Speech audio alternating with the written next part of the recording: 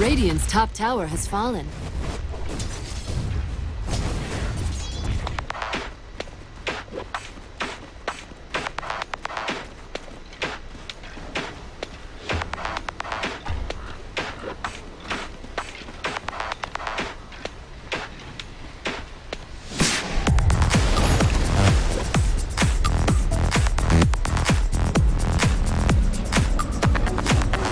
I'll take that.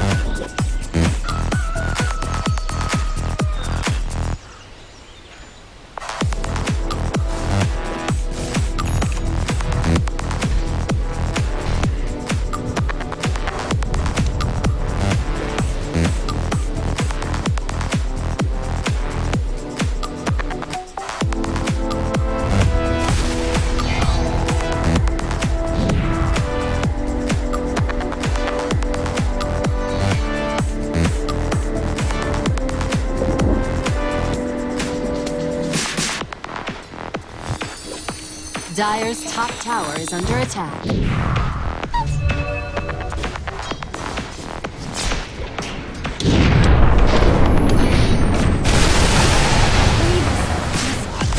Dire's top tower has fallen.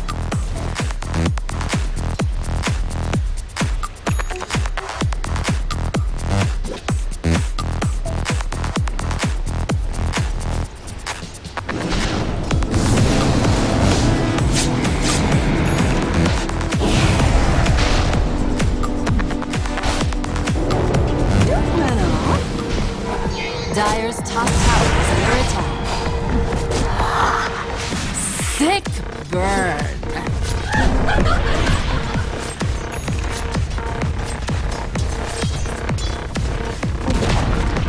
Dire's top tower has fallen.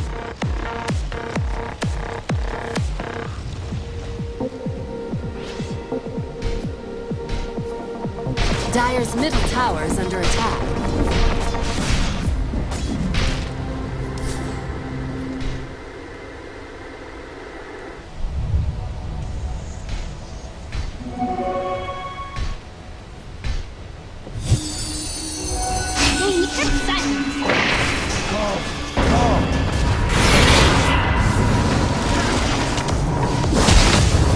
Come get healed. I'll do better next time. We two did sport, but in the end she tired.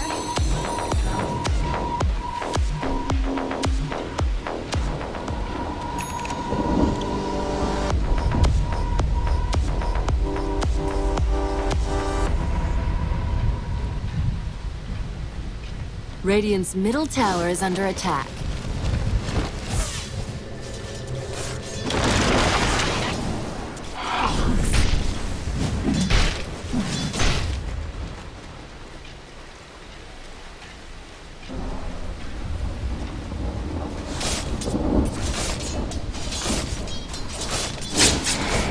Dire's middle tower is under attack.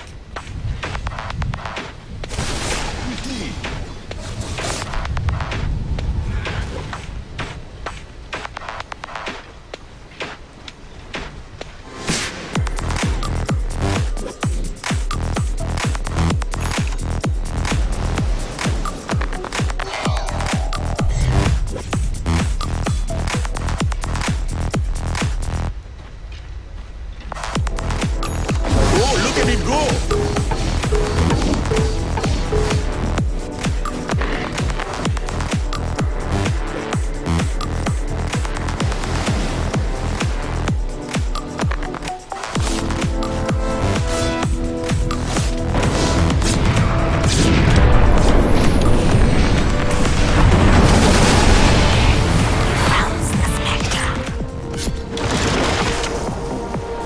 Monster kill!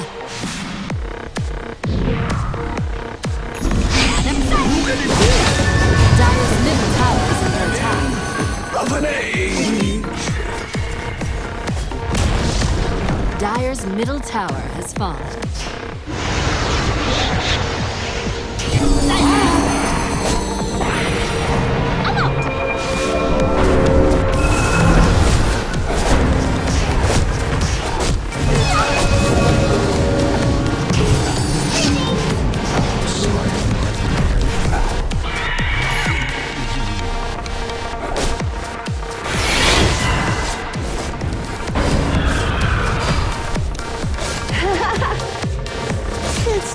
not fair.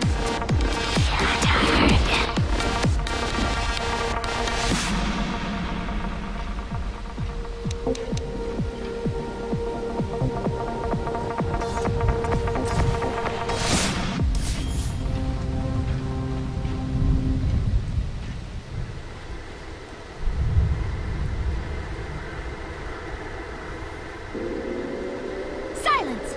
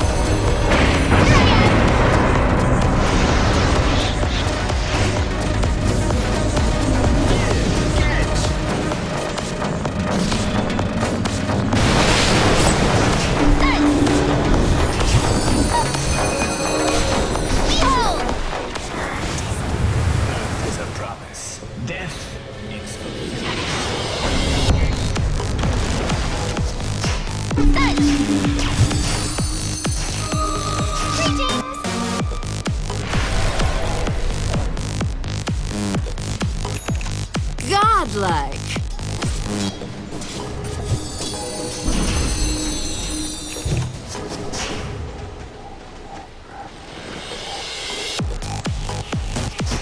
Radiant's bottom tower is under attack.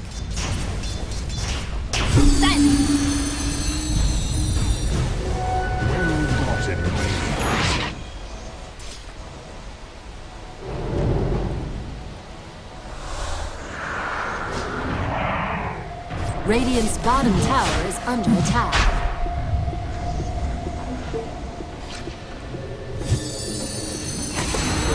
Here I am!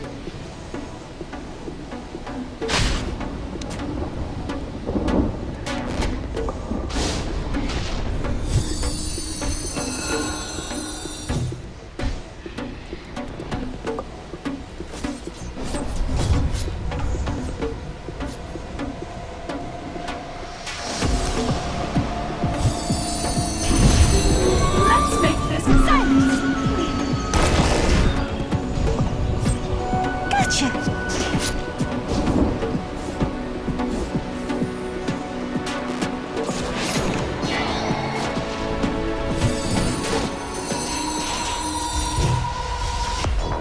Silence!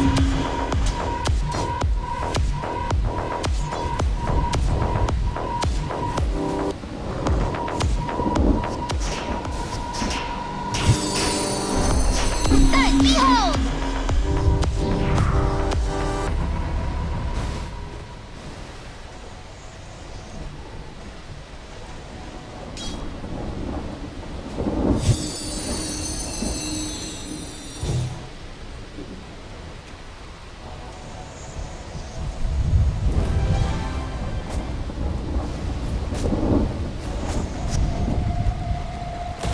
Stay near! Silence! Killing spree! We too did sport, but in the end she tired. Dire's bottom tower is under attack.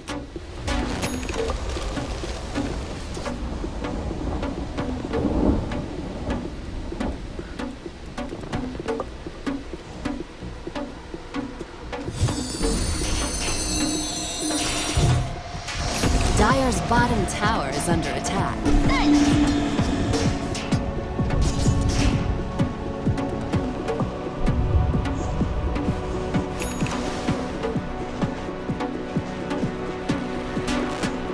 Dire's bottom tower is under attack.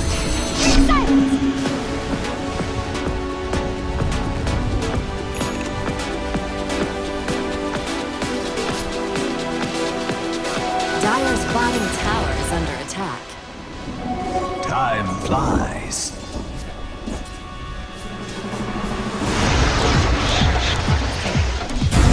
Healing tower. Here I am.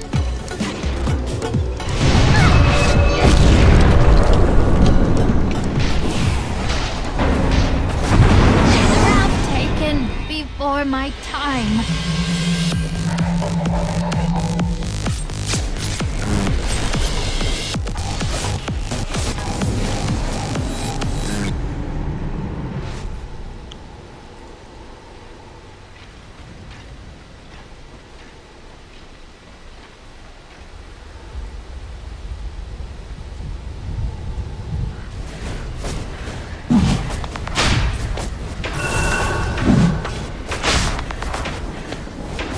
Heal us.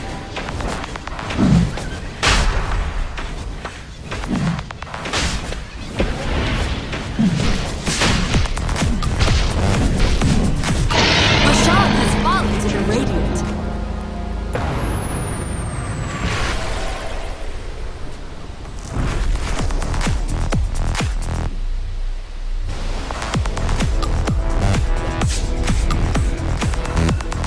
Dire's bottom tower is under attack.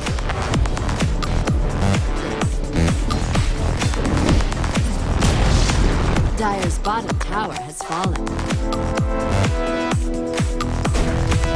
Radiant's courier has been killed.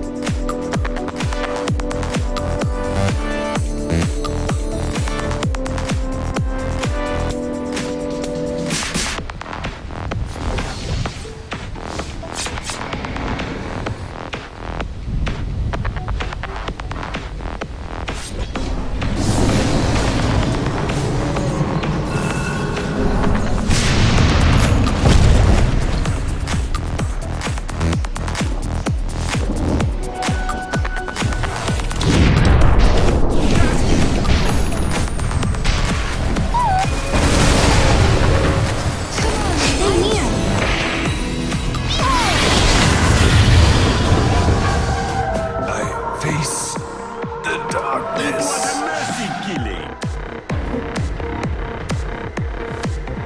Dire's top tower is under attack.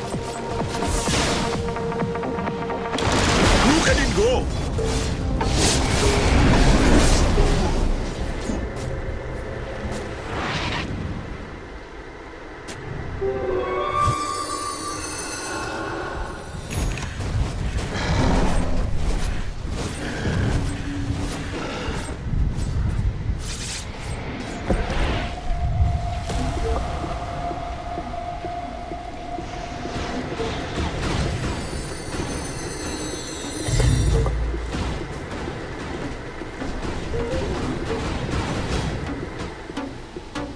Dire's bottom tower is under attack.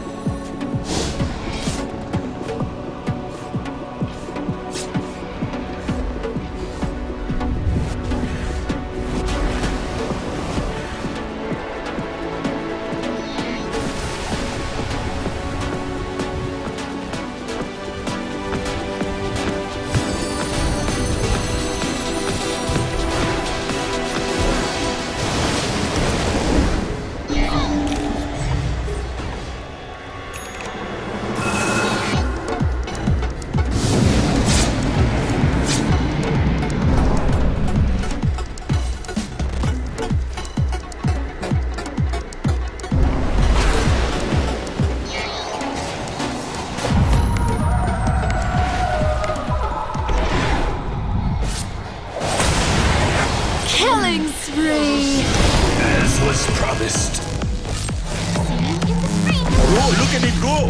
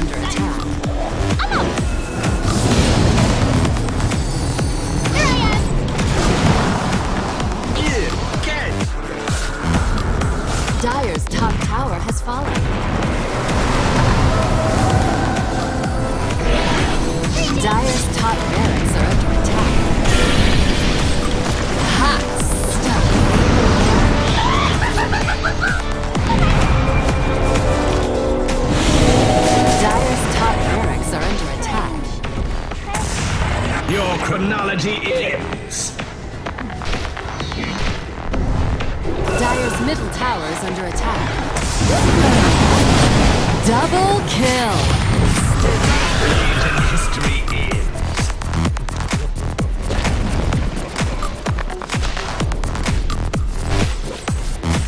Dire's middle tower is under attack. Nature attend us. Dire's top barracks have fallen. Dire's mid.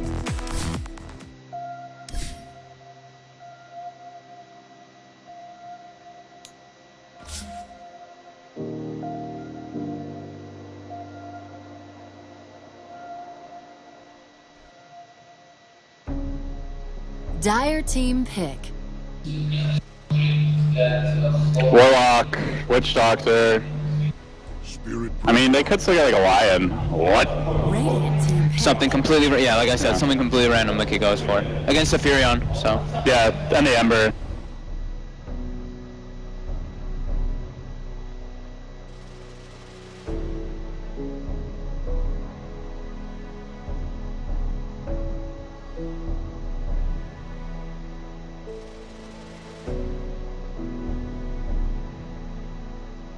Ten seconds remaining. 5 seconds remaining. Reserve time.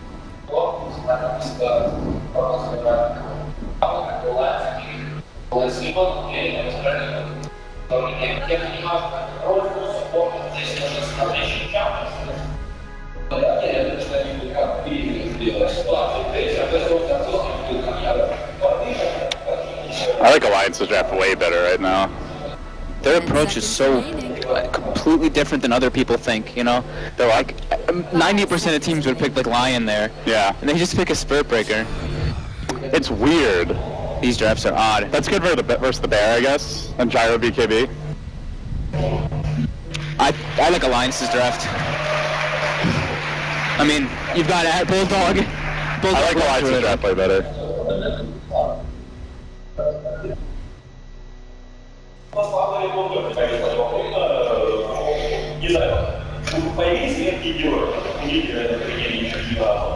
Thank you very much, Nahaz. That's right, I'm LD. I'm joined here to my left by Fog, and we are hyped up, ready to go. OG versus Alliance, potentially Manila Major invite on the line, or at least consideration for one.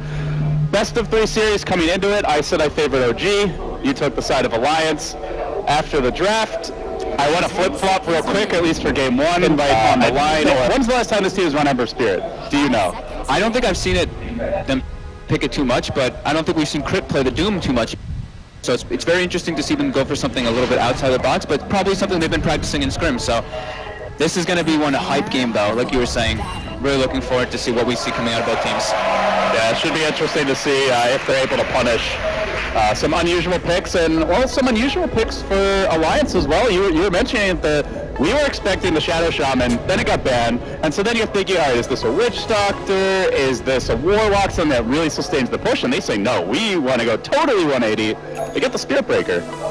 Yeah, I mean, that's just something only Alliance would do, right? Yeah. You would never see another team doing that. And we do see actually Notail going to be going up on that Furion, while Moon is playing the off-lane Slaughter. Bit unexpected. So with that, we're getting underway. Crowd is ready to go here. Best of 3 showdown. Losing team eliminated. Winner will be facing Vici Gaming Reborn, who certainly looked reborn in their action earlier today. They looked very strong and will not be an easy opponent for either of these teams. So I look forward to this mid matchup, though. I want to just watch Miracle versus S4. What's not to love? Who's your money on? S4 Puck, you've got the Miracle Ember. I'll say I've seen this matchup quite a few times, and the Embers actually do quite well, considering it's a melee versus a ranged hero. I want to see how OG wards. I want to know what they do with their secondary obs ward, which I don't really know what it is. Right now it's on crit. It's still on crit? Okay, yeah. I want to know what they're going to place Vision for the Spirit Breaker, because the only concern for me is if the Ember Spirit just gets charged over and over and S4 just constantly pressures him with EGM. Because I feel like the Gyrocopter can be left a little bit alone versus the Slardar.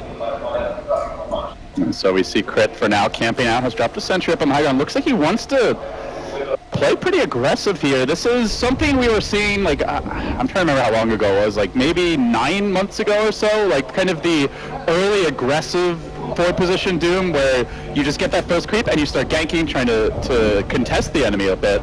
Often even ganking going for kills, and crit off the bat. Oh, It's the Satyr. yeah, I mean, not ideal at this stage just because of the monopool issues, but if he can get the arcane boots, he'll be in good shape. So we'll see Moon meanwhile up in the top lane, getting contested pretty early. He's gonna take a beating here from Loda with the rocket barrage deployed. Heavy damage. Should be able to get away, but this is not gonna be an easy lane for the Slardar. Instant smoke for Ake. Alright, wrapping around on mid. Let's see where Ake heads. He's Here's the trying to pressure. slow down Miracle, it looks like. Oh, gank gets revealed, and Miracle is just in position to back out. The orb comes through, the net's there. The Miracle safely under the tower. Hardly even taking damage. And while that was happening, they actually found the kill elsewhere. Bulldog getting killed off in the bottom lane. Crit didn't even use a Hadouken. And Miracle has to use his Fairy Fire to survive there. So very close play going coming out in the mid lane. Very good awareness from him. Uh-oh. Moon taking some more pressure here, but Loda only level 1. So can't really threaten for a kill and wasn't in position for the rocket barrage. Bulldog off to a tough start in the offlane on the lone druid. Very unexpected for him to die like that, especially when Crit wasn't even level 2. He didn't have the Infernal Blade, he didn't have Scorch Earth, he just got caught out a bit out of position. He didn't expect that rotation. And he didn't even have to use the nuke. He just had used Devour for the mana, and that was it. Yeah. So takes over the mid lane as soon as Miracle returns. He's going to rotate, and Ake still searching for that successful first gank. Generally, we see the smokes aren't really blown that early for the most part, but Yeah, we do have a charge coming out on Crit here. Crit. See if the Being body tracked blocks by are there. S4, looking for it, he jukes, out juking the body block, which looks like it wasn't going to hit anyway, but the orb comes through now, EGM connecting, one bash will definitely secure this, the chains for Miracle, just enough, the auto attack, oh, can't quite get the kill. Even with the unholy aura, it seems like it made the difference. Now Moon looking for the rotation. No Tail arrives as well. Big Daddy's on the case. The orb from S4 gonna jaunt up to the high ground. Will retreat. EGM trying to charge his way the hell out of there, but No Tail gives chase. Moon will have a crush. Can he get a range? He finds it, and that might be EGM down. One more auto attack. They thought they had him. Crit says, "I'm just gonna help secure this," but in the end, the shockwave not required. They were gonna get the kill anyway. Make it 2-0 with OG. Rotating 4 heroes onto the mid lane. Heavy committed rotations though. Lone Druid gets a lot of room there to get levels and farm, while Gyrocopter gets a full free farm. But still, a great heads-up play there by Moon to move in there to try to help out his team. Now another charge from the Fountain coming out onto Miracle. And this is not the easiest hero to charge, the Ember Spirit. Unless you silence him, he often, with vision, can just chains you and interrupt the charge. But there's a fairly early silence from S4. Miracle trying to engage, he's baited him in. Beautiful play, Miracle does get the chain, so the plays. Again, as long as you're holding it and you're not silenced, very tough to find a kill with vision. And now No Tail looking for the turnaround. There's the patient. He's holds it. Great plays by S4, but No Tail just holds his ground. Another charge from EGM. Trying to set up a No Tail. One more auto attack. Can't quite get it. Can't get Miracle either. And Crit's there to bodyguard him back. All these just great in skirmishes. Huge individual plays, but OG on top every time as far as the ganks go. And you know, Yannis, they need it because they are getting heavily out CS so far. Did Fly just kill the bear? I think he did. Slaughter goes down as well, but I think that was just to Ake. Yeah, the smoke gank doesn't work, but the shockwave succeeds where the hero doesn't. Kills everywhere, so much action already coming out, just lots of commitment as well. But still, Alliance coming out pretty fine in this. They have very good CS while everybody else is just moving around so much that they're getting contested. Looks like they may want to punish Moon Slardar up in top lane. Or a big wraparound here from EGM. Charging up. Will he be able to connect? There is a crush. Moon a bit slow. Didn't have the vision, and it is nighttime now. They get the rocket barrage off. The nuke's coming through. Shockwaves there. The missiles hunting Moon down. It's going to be pretty close. A longer range rocket, not quite enough for the kill. But yeah, Fly actually didn't get the last hit on the bear, but he got the experience from it. So you see him, he's almost level 5 on this Crystal Maiden support, which is pretty ridiculous. Yeah, we're 4.5 minutes in, and he's been helping the bottom lane quite a bit. So, looking at the mid lane, Miracle having a pretty good start here on the Ember Spirit. Such big individual plays coming out from both teams right now. Yeah, another charge. Fly does have a frostbite. Not going to get a chance to use it, but doesn't need to. Still 5 punish. That's the first one to claim a big objective here. And when you're running the Lone Druid, you're looking for those early towers and to start building up the push momentum heading towards the mid game. So overall, Yannis, a little more farm for Alliance, more successful gank, as well as a tower, more successful ganks for OG. Are you favoring either team here, heading towards the end of the laning stage? I think I'm favoring a bit Alliance just because they got that top tower down, and Bulldog's able to get so much in this off lane right now. He's getting a lot of levels, and I feel like he's going to be able to pressure No-Tail a bit just by constantly hitting him, getting his roots, which he always does. But No-Tail's doing a good job of deterring that by sticking the trains on the bear constantly, keeping it low. Yeah, No-Tail did opt for the early Arena of Basilius, not rushing the phase boots, and even completed a magic wand there as well. But I imagine we'll see the upgraded boots coming out next. Making checking for some wards, but doesn't find it with both of the sentries. Yeah, he's convinced there's some vision. I guess just judging by the angle of all those charges, but it was actually a different hill, so a bit off the mark. The one near the Ancients. Miracle with the haster, now a bouncy. He is not spotted right now, but he does have vision bottom lane. Looks like he wants to make a move on Bulldog, who's just cracked level 6. He's going to start it with a remnant. A TP comes in from the Prophet. They're going to get him. The chains from Miracle, and that should be enough for the down kill. No, really good Savage Roar with the coil. Turn around Miracle, remnant forward, and walking vulnerable isn't going to get stunned by the coil break. He gets the kill, skates away through the trees, orb there, but no stuns, and Miracle gets out of dodge free. Even No-Tail escapes. Very well executed gank, really showing a deep understanding of the hero's mechanics. Lane ward for the win right there. It looked like S4 would be able to turn that. Yeah, it was really close. The Savage Roar was really well timed. S4 TP'd him perfectly, but he didn't have a rune. They didn't have any other backup. EGM wasn't there. And that's kind of that's the one thing that Alliance is lacking a bit. They don't really have too much follow-up without the gyrocopter for the coil, unless Lone Druid has a lot of farm. Yeah, that single target burst not right there at the moment. Once they get the impetus online, and got the smoke coming out. Some more farm could change. Bottom lane, Loda creeping in. They have to charge on the fly. And he will spend his gold, so even if they get the kill, not really the biggest deal. Cancel the charge. It's, they're nervous, right? Like that.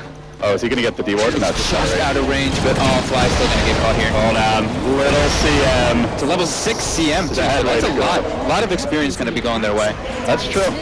Generally see a support at this stage, like not really a big deal if they die, but considering the amount of experience he's gotten, bigger than normal. Yeah. But EGM, again, like you see him charging a Miracle, and he just has second thoughts about it. Crit there to bodyguard him, still not level 6, but the chains interrupt could really turn the fights. Yeah, I think that's the one big thing that's going not so great for Alliance, is that EGM hasn't really been able to find anything successful with any of his charges yet. And Moon's able to get a lot of space out of the rotations coming out from Alliance, and Alliance isn't even able to get any pressure on the tower with that rotation, so... Also worth noting, Bulldog still no Midas here. The 2 deaths really slowing him down. Is closing on the recipe. But it will not be a particularly fast one. As Miracle goes under cover of an Invis rune. He has popped the Flame Guard. Was not scouted, I don't think, but Alliance, maybe they just got a glimpse of him. Yeah, they must have seen something. Either that or just wondering where the hell the Ember with the Invis rune is. And this is giving so much room to Moon, though. All these rotations coming out from Alliance, they're just kind of like running around a bit, not deciding what they should do. And you see it, Loda is pinging him. He's like, I think we're giving too much room to this Slaughter. He's level 6 now. He's got treads even. The problem is now it's kind of hard to punish him when he's a level 2-3 Slaughter and he's got no boots, running out of regen against the Gyro and lane. Yeah, they have to go bottom and take this tower. They have the aggressive wards down in the enemy jungle, so they have to just make moves rather than reacting. So, would you, overall, as far as pressure goes, you'd rather see them pressure towers more so than the heroes themselves at this point? At least for that top tower. That dire top tower doesn't really matter too much, while the Radiant bottom tower I feel like matters a little bit more. Mid lane, looking for EGM, Miracle getting aggressive. Oh, doesn't have the point side of fist, actually decides to back out to the south. Yeah, has gone for the 2 points in chains and the max flame guard here early. So do you think this is the approach to Furion? We've seen Furion not doing so hot in this tournament, but the only team that has success with it is Na'Vi in the short lane as well. So No-Tail, or OG kind of taking a page out of Navi's book there. It seems like it suits especially No-Tail. I mean, I think we discussed it at length on the paddle. Just having someone who can join the fights early. Yeah. And Prophet can be that late game farmer, but it can also be a hero that gets active. As S4, John team back, it's into a Frostbite. Crit even has the Doom ready. Trying to group up. So yeah, I think it suits OG's play style, and I think it suits No-Tail. He gives Miracle a little more farm. They seem like they're a bit indecisive with their movements though. They're giving up now another tower. And it was really nice tree micro there by No-Tail though. He sends it up toward the middle of the lane and he sees EGM actually charging. But either way, I don't think Alliance was going to make it in time there to defend that tower. But they do now have the Lone Druid Midas. It's got to be the puck flank at this point for Alliance. It's going to be a long time before S4 gets a Radiance. S4, sorry, S4. Bulldog gets radiance, and S4 is pretty close to the blink. It looks like he's rushing it, not upgrading to treads right now. But other than, like, they can't start fights with charge. We've already seen that. It's easily shut down by the Ember. Now he's going to be getting a support inside of Fist fairly soon. Slardar can just turn the fights with Crush. You got Frostbite to interrupt.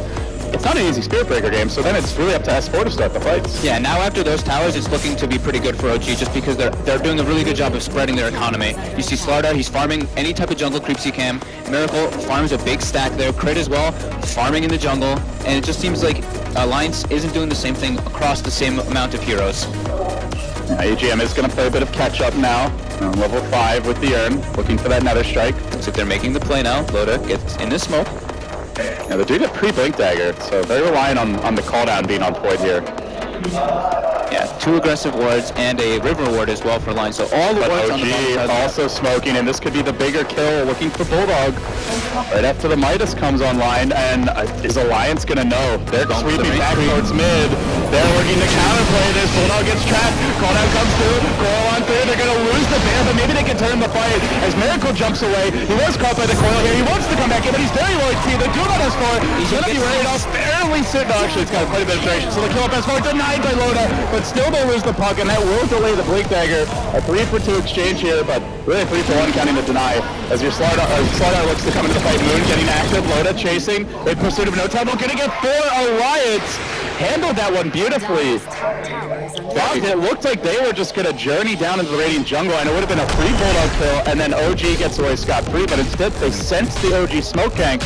They back off, and they were ready for it. Yeah, very good awareness there by them. Nice deny, denies out any of the money that they were going to gain from that fight. Moon wasn't able to get to that fight, but he does have 1,800 gold already on this Slardar. He's basically going to be top net worth for them as this off-lane Slardar. He's going to have a Blink Dagger any second now, and that's going to be the big enabler for them. He may have it before S4. In fact, I think he will. I'm pretty sure he will, yeah. That's actually insane. And this is with S4 rushing it a bit more, too. It was really clutch for them in that fight, though, that EGM gets that charge through onto the Crystal Maiden and hits the Doom, and he picks up level 6 from those kills, and he's able to ult Miracle and pick up the kill on him as well. So that was like pretty much just the big thing for them. Fly has not taken a play yet in the ultimate. There's quite a few ways to interrupt it, but... Oh, No-Tail's going for... I'm not sure what item he's going for here. He's got a Staff of Wizardry. Do you think it's, what, a Force Staff? Force Staff... Yours to interrupt the charge? Necro book? Necro? I'm not too sure. I mean, Necro doesn't really seem like it fits the overall strategy so much. This is curious. Or the one that the fans are waiting for. Could it be a Dagon? That would be weird. But maybe. It would be a very late Dagon for a one-position Nature's Prophet as well. Yeah. Nice ward coming out from OG, though. When they made that smoke, they put the ward in the middle lane, and Alliance looking for it, doesn't find it with 2 sentry wards. So it is Blink Daggers popping up now for OG and Alliance at the same time. 13 and a half minutes in. They secure their reliable initiation. I mean, you know, the other possibility is he might not be sure, and he could even be considering the Aghanims build and just doesn't want to commit to it yet. So, you know, we've seen players get the Ogre Claw up. Sometimes it's a BKB, sometimes it's an Ags. So it may just be keeping his options open. Are they going for another smoke? Alliance smoked up? And OG is also going for another smoke. That's Alliance's last smoke for another 10 minutes almost. So they've expended all 3 smokes. OG has 1 more, and then they'll be out for a long time as well. Within the first 20 minutes, they use all of their smokes. Oh, this could go poorly for them. With the Ember Spirit now just picking up his Boots of Travel, Miracle with a haste in bottom could instantly join a fight. Nice roar by Bulldog. Get the jump. They will find Bulldog out. There's the crush coming through. Get ready for the Ember Spirit to join this one as well. Bulldog down. S4 trying to counter initiate. He will lock down crit, and that's it. Moon just gonna back away, and Miracle Rise with the haste turn, jumping straight on the puck. Phase shifts. Can't retreat. It's only a level 1 phase shift. Not long enough. Goes down to the Sleight of Fist. The Doom went on to Aki, but it's after the heal. Rhoda not gonna be so lucky. Quick, decisive turn from OG. 3-for-0. That's a big win. Yeah, now this is looking very, very good for OG, and it doesn't seem like the Spirit Breaker is working out entirely for them. EGM was able to get some farm, get a few kills, but it's just not enough. It's a tough game to get the charges off, whether there's the chains to interrupt, the frostbite to some extent, potentially a Slardar to counter initiate on you, and the heals that could just instantly arrive when you charge as well. Boots of Travel Ember now, Nature's Prophet. You go in deep, and they will be able to return force of numbers.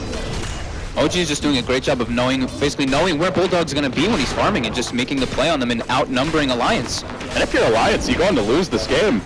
You got your Bulldog Enchantress.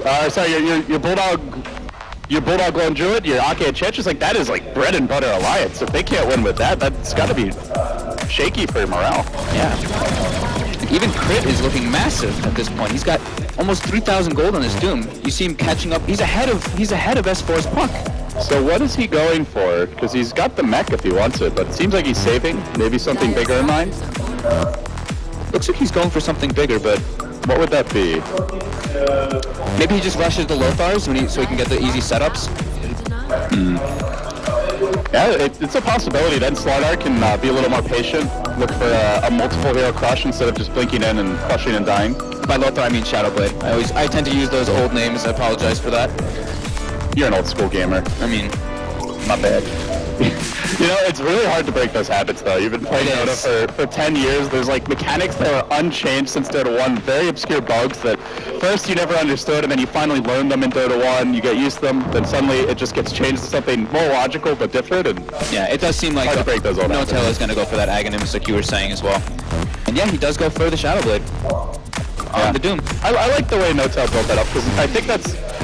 Staff of Wizardry is like one of the items you could build into the most other items in the game. 6 options. I mean, most of them not ideal for Nature's Prophet, but yeah, gives you a lot of choices. Miracle, though, getting charged right now. They don't really have any follow-up in the position, so he's going to stop. EGM's not even going to try for it. From you all mid lane, they are going to try. They do miss for it. Crit arrives, and right away was the Shadowblade. Quick debut, successful gank, and Crit now has a crit aura to work with, so. That's got to be so scary. Alliance is probably like, he has Shadowblade? Are you kidding me? Blink Crush from Mood onto Loda. Jumping forward, they're looking to isolate the Gyro. They sprout him as well, deploying the cooldown. It's not going to hit a whole heck of a lot of Miracle, able to remnant his way out of this one. No Puck to punish, waiting for the homing missile, get doinked. But that's it, and Bulldog not online. Putting a ton of pressure on the rest of Alliance to hold the front line, and they're just not able to do it. OG's economy is just looking so much better than Alliance right now, and they're putting so much pressure. It doesn't seem like Ake is able to do much with this Enchantress. They're not able to team fight. Oh, they found that Enchantress amp damage, but won't commit to it. Just want to secure the tower, ensure there's no deny attempt. And with that, down to 2 outer towers remaining for the Alliance. Yeah, it just seems like they don't really have enough. They really need to just wait for this Radiance. Fighting into OG's lineup now at this point is way too difficult with the amount of money that they've just gained throughout this early start. The problem is, looking at OG, that they're all pretty much tankied up. Doom not yet, but is naturally tanky. Slardar ability of BKB. Miracle, not so worried about the Radiance. He's got the Flame Guard. He's likely to be in and out of the fight. The Crystal Maiden with an urn and a lot of levels. 11 at 18 minutes. Nature's Prophet building eggs. Radiance Gun is not as scary when you've got this much HP and survivability to work with. I feel like it's going to be really hard for Alliance to just keep their lanes pushed out. I feel like OG is going to have a really easy time of just shoving the lanes in constantly with Ember Spirit with bots, able to just jump around from lane to lane. They have Furion, he's going to just keep spamming his ulti and forcing in the lanes to Alliance, and OG is going to get so much information out of this. They're going to constantly know where Alliance is. You see it right now. Look at the Treants, the illusions streaming across the map. Yeah, we can see, they're just stacking up Ancients even for OG. They're just the economy war. They're keeping Alliance in their base basically, and they're not going to be able to do much in a minute.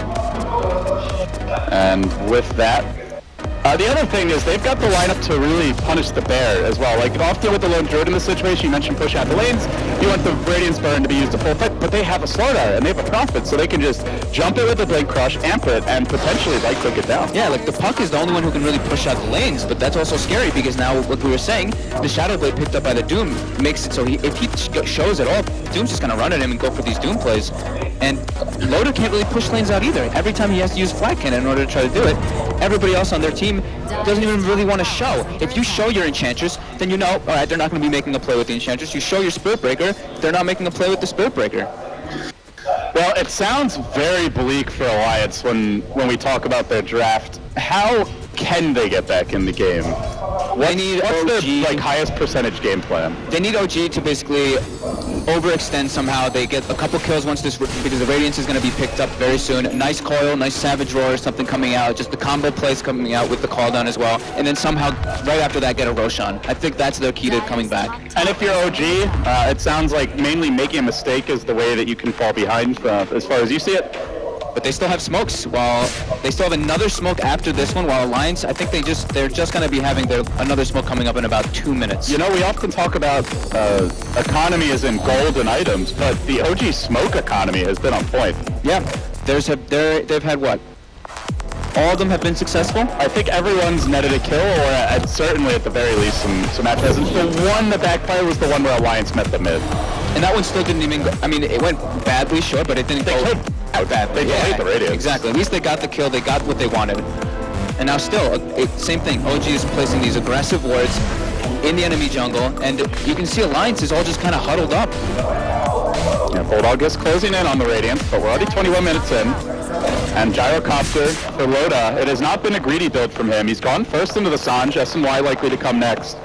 This is not your early Helm of the Dominator. This is not the farming Gyro, and it puts a lot of eggs in the Bulldog basket. So for the Radiance to be slow, it really tells the tale of this game. But it's on the way. Miracle Battle Fury on the way as well. And they need these kills to be farmed. You have Crystal Maiden, who generally is going to fall off, but you've got a Doom as a 4 position, so OG are going to scale incredibly well into the late game. Did Crit miss skill there? He didn't grab level 2 Doom. He ended up going for the Devour. Maybe he just thinks this is going to go for we're just going to farm for a bit. It doesn't seem like Alliance wants to fight us at all. I'm going to be able to just eat another creep and then get my level 12 and get the Doom at that point. I guess it's 50 more mana and it's just damage increase, but I think he has enough for the combo anyway, and he's got a CM, so yeah, might have been a miskill. Either way, not a huge deal. Yeah, nothing big at all. Alliance will sit back.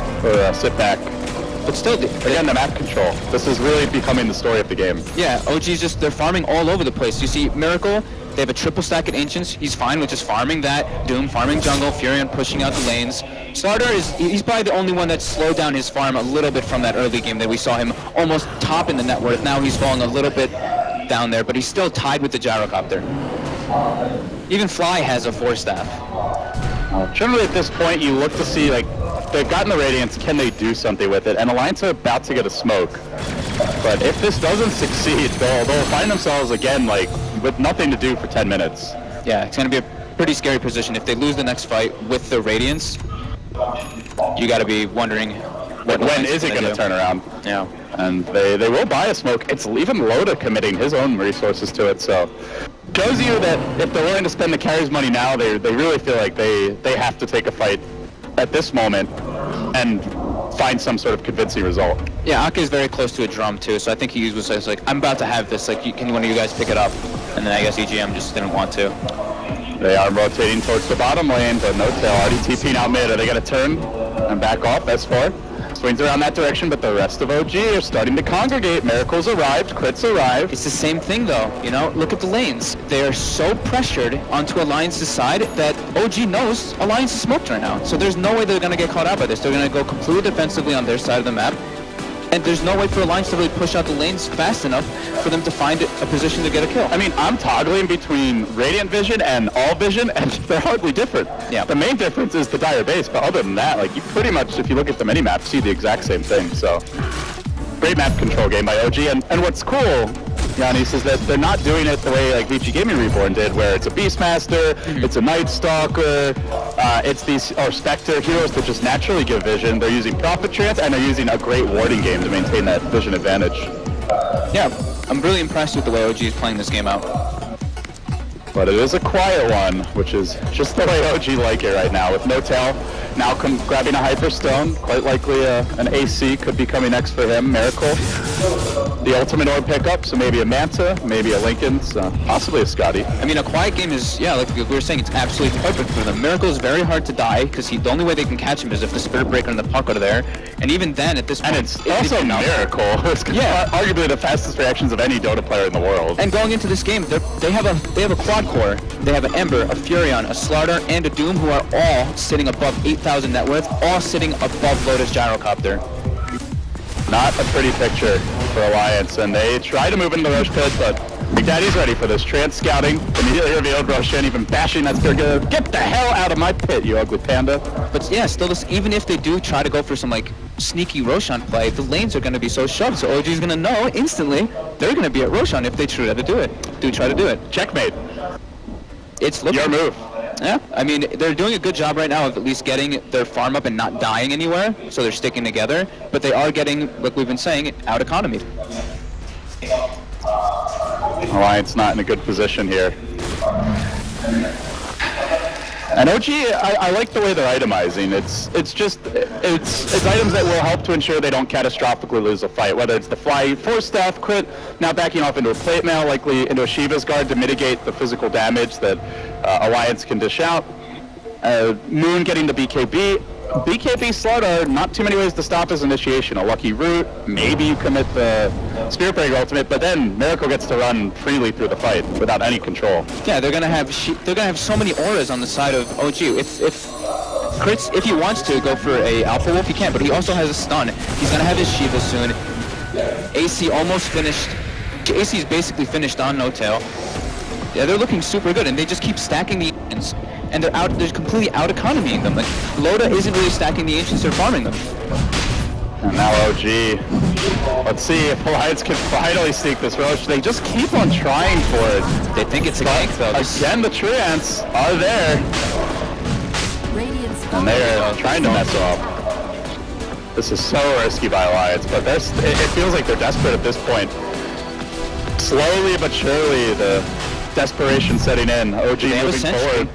Crit is there in front with the Shadow Blade, but they're going to let Moon initiate all. Zoni gets the Spear there with that initial crush. Miracle a little more on point with the chain.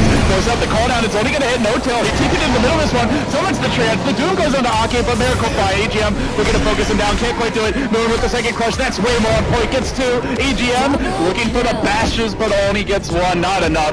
Now onto Ake. Still Doom being pursued out by Moon with the crush. Heavy physical damage. Bulldog chasing. The bear working, but Fly's going to turn it. Unloads the freezing field and destroys the low druid. Alliance getting absolutely dumpstered in this fight. Now S4 looking to orb away. Heads to the low ground, but Miracle there to greet him. The double damage still online. Even got him with the chains, and Miracle slams the door on Alliance. Jam on the floor. That was such good communication between Crit and Fly there. Crit saving that War Stomp, gets the War Stomp off, freezing field. The two of them killed the War Druid. The two supports killed the War Druid. I think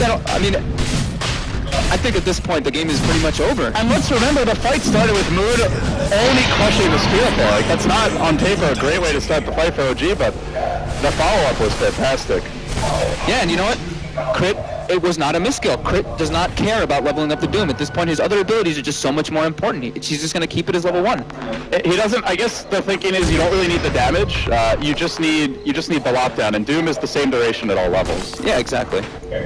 All of his other abilities gain so much more when you level them, and we know how like, I wouldn't say imbalanced, but how powerful Infernal Blade is later on with that 4-second cooldown. It does max HP damage per tick. And again, this has been such a solid showing from OG, and to me what's really impressive about it is they've changed up some of their picks. They've gone back to the Moon Slaughter, which we haven't really seen much since Frankfurt.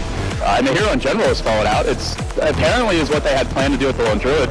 Hasn't been needed so much for the M damage, but just having that stable offlaner has worked out. The Miracle Ember Spirit, hey, if they're gonna first phase ban Invoker, you know, I was thinking the other day, like, you need to have some other option for Miracle that kind of fits into his type of hero pool and, you know, isn't gonna get first phase banned. And this is a flashy playmaking hero that's not gonna be first phase banned coming into the series. It's been very successful in its own right. Yeah. It's really scary for Alliance. I don't really know what their comeback factor really is into this. I think it's just, if, like we were saying, if OG makes some big mistakes. Well, they haven't given up just yet, but it's looking bleak. But they are getting, thankfully they're getting their waves out a bit. You know, they've got the waves past the river on two sides, but now Fury Note comes through, Miracle sets down a Remnant in the bottom lane, pushes out the top lane. And yeah, I'm not really feeling the Spirit Breaker being able to do anything. And there's a Linkens now. And now there's a Linkens too, yeah. So you're not charging Miracle without a lot of help. And they are so tanky. Crit has 34 armor. This is starting to look like that MLG Columbus NV Doom. And it's coming from a support role of all things. Yeah, he's ahead of Moon. But I mean, you could see that happening because just the natural Devour and Moon's giving his team the rest of the farm because he doesn't really need anything else. He's got his Blink, he's got his BKB. That's all you need. Lions feeling hemmed in. Back to the base. Bulldog, he creeps out. He's going to take a risk. They've dropped a couple of Observer wards, so they have some idea of where OG are, and that long glass loader will complete a BKB. But at this point for OG, it's not even as much about the magic damage, and they've got the Doom. Miracle's starting to hit a lot harder. And likely with the Slaughter Amp damage, they can chew through Loda, so where a BKB at like that 20-minute mark could be a game changer, at 30 minutes in this position, maybe not so much. We'll see though. Chains connect. Miracle able to snipe out Ake. Moon looking for the ball, but he goes for the backline heals. Ignores Ake. He sees the bigger targets. They bring down one. Force that ball to BKB. Crit. Oh, getting slowed down a bit there, and he's just starting to troll Ake. Got him. Chilling on top of him and so slow to attack, but we'll finally connect there. Blink dagger on Miracle. I love that play by Moon. Ignoring the Enchantress, getting the two backliners with the 2-hail crush. Now into Bulldog. Being auto-attacked by Miracle, who does get the chains off, still has the Lincoln Spear. Finally will get proc, but they have no way to engage, so it's a savage roar from Bulldog. Looking to retreat out. EGM moving on to him. Sleight of fist, looking to dodge the homing missile. That won't happen. He gets control, but I'll just remnant away, and no punish available for Alliance. Maybe they can get crit. Still holding the Doom, still has the Shadow Blade, and still fairly healthy. Sleight of fist coming through. Moon back into the picture, looking to bail out his friend from the side. Crystal Maiden creeping in, potentially looking to engage from the rear. And for that big freezing field could be the difference maker. Miracle still fighting him out, looking to fly. He wants to be the hero. He's got the force staff. Bulldog's moving in. There's the freezing field, trying to slam the Lions out of game one, but not gonna happen.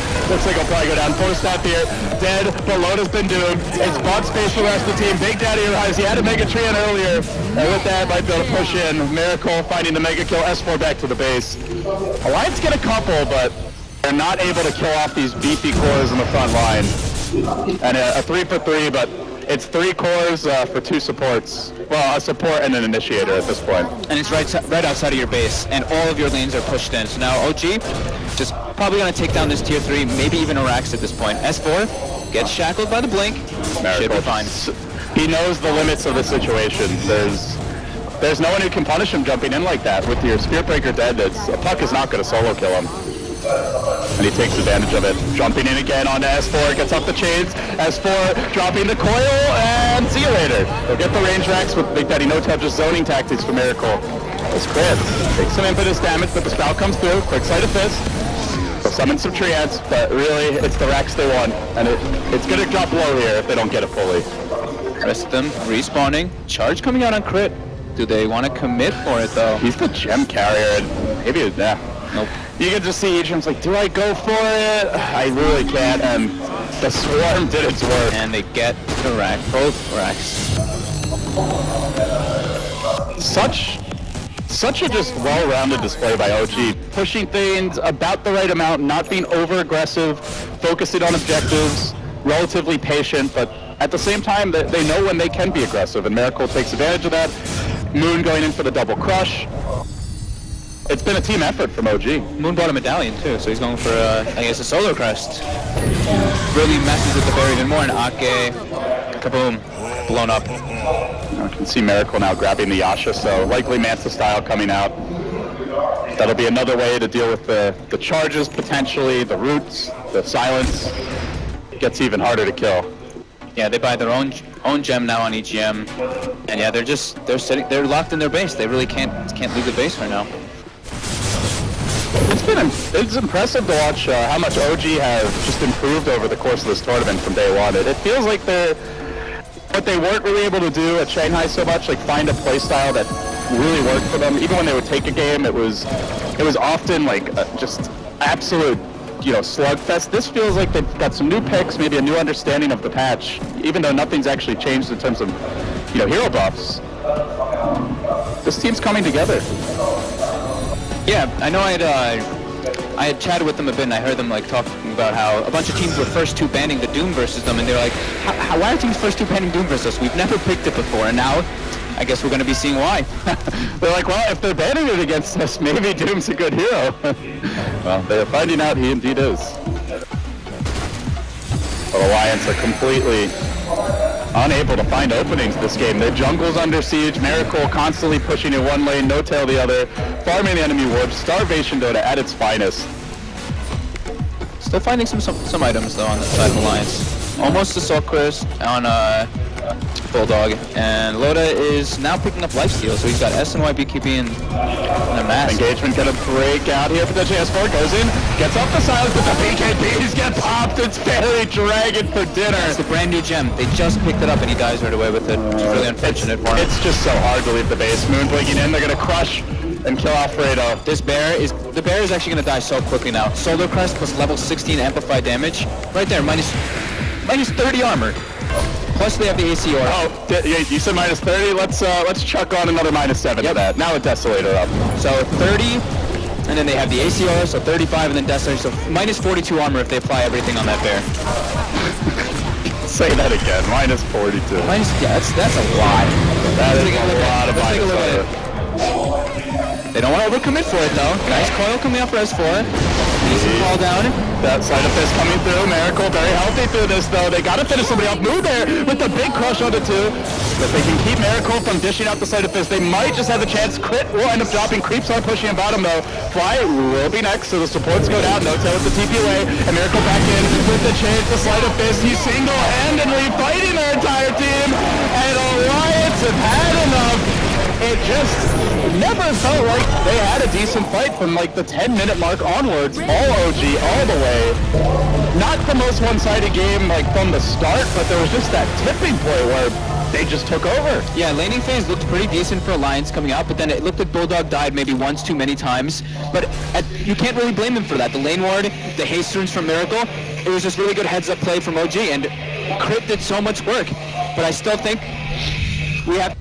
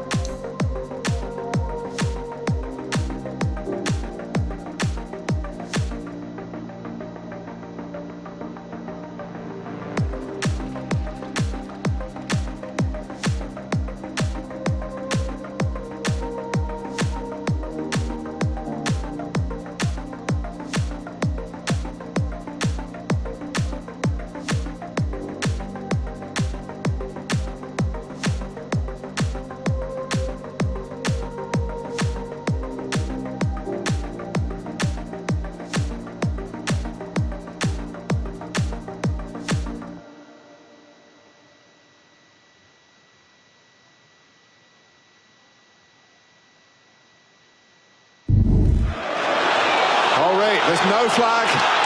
He's in on goal. He finds the goal. Here goes Ulrich. But Ulrich's definitely onside. He's in for number 3. To run the ball into like this.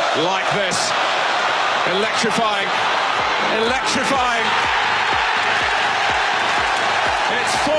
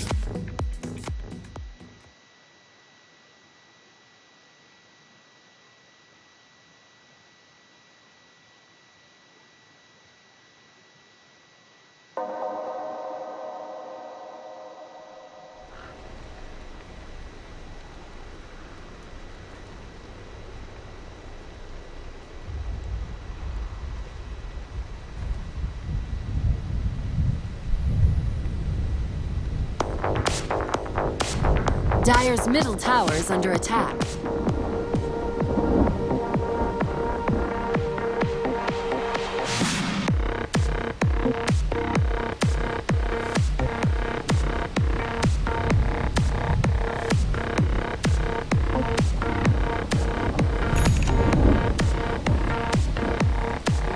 This'll come in handy. Regeneration.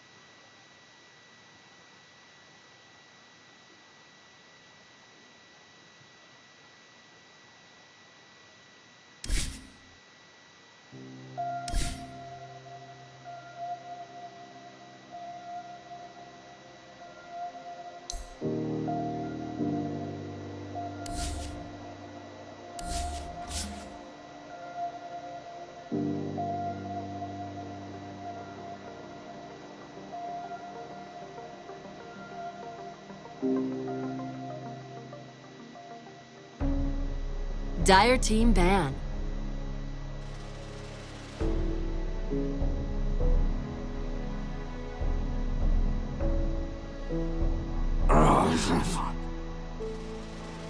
Radiant team ban.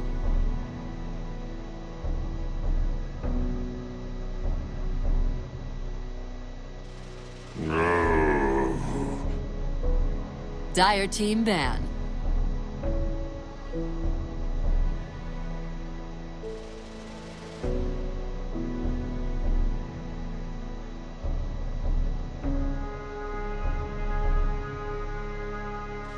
Ten seconds remaining. 5 seconds remaining.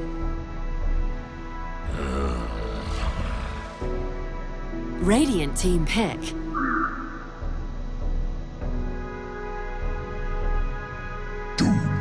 Dire team Enchantress. pick. Bat Rider! Radiant team pick.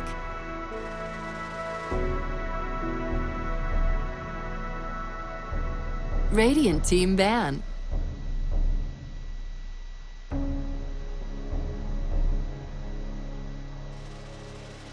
Ten seconds remaining. 5 seconds remaining. Reserve time.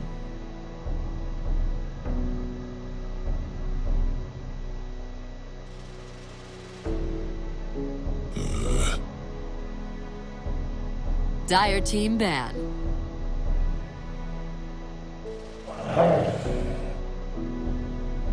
Radiant team ban.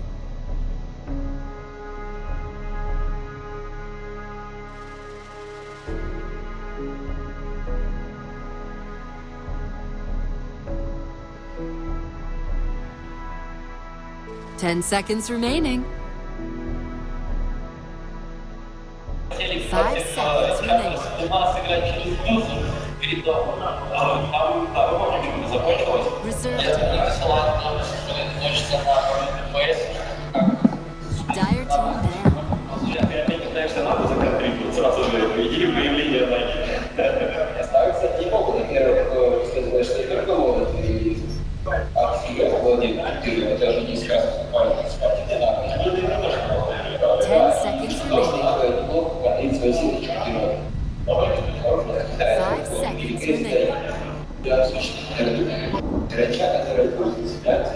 Reserve time.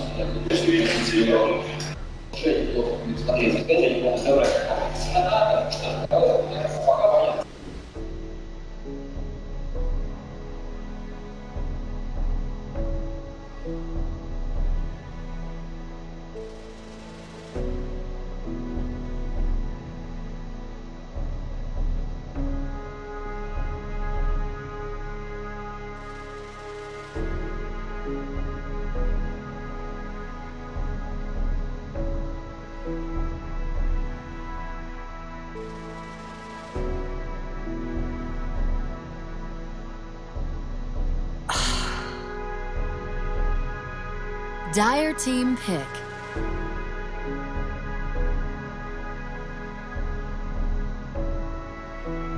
Shadow Shaman.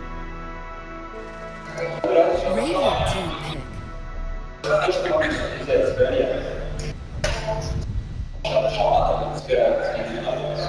Агрессивно, как пускайте, когда ты подходишь, у тебя меньше чалов, воды, где выбиваться. Квадратор очень комфортно. Очень комфортно, если у тебя будет не герой с виском. Раз таких очень крутые, 10 seconds remaining. а увидишь, видишь, как нельзя на уровне 5 seconds remaining. очень быстро выбирать. И даже Dire team pick. появляется свечок, очень логичный пик, и прибьет Чампес, от него немножко пострадают, и нужно правильно отберет хороший дезлатом, если надо кого-то тащит, свечок там может каст ходит вперед, или дезлатником. Только если станет страшно,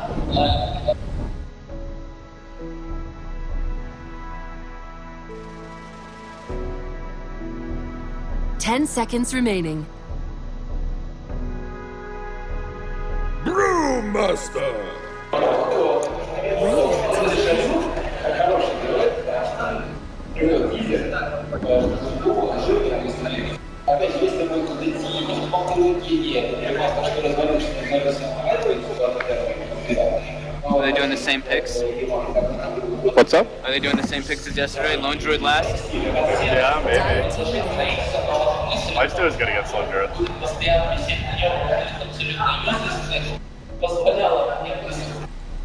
Batrider bomb. Я сейчас смотрю, будет не особо доволен, но свобода мастера героя 10 seconds remaining. своего карьеры. Кстати, стримит 5 seconds remaining. шамана, мастера особо. Reserve time. Тоже есть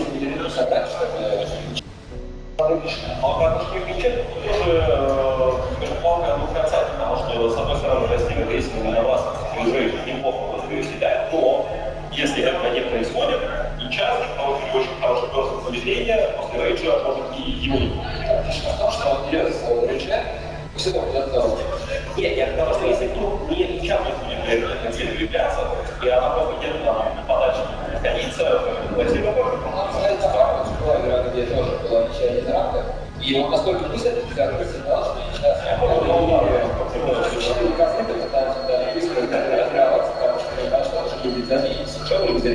серьезно сравнение донаты, конечно, не обязательно даже видите просто ближе двигать, он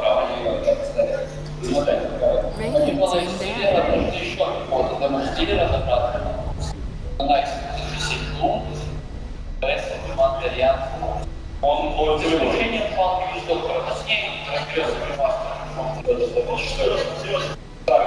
10 seconds remaining. 5 seconds.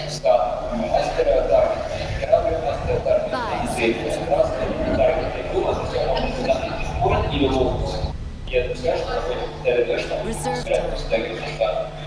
И, возможно, сейчас Россия история такая, но если, конечно, это больше физику или магическое разнообразие, что они здесь рекомендовали властивые слова. Это может быть властивые слова, какой-то еще один. Смотрите, что произошло. Мы заманиваем марку, то есть подозреваем, что S4 это финиш. Я не говорю, расскажу властивые, я понял. Какое было великолепие, как? 10 seconds remaining. 5 seconds remaining.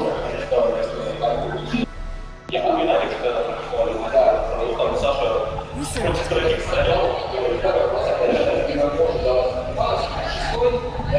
10 seconds remaining. 5 seconds remaining. Reserve time. Radiant pick. And Ember's already banned.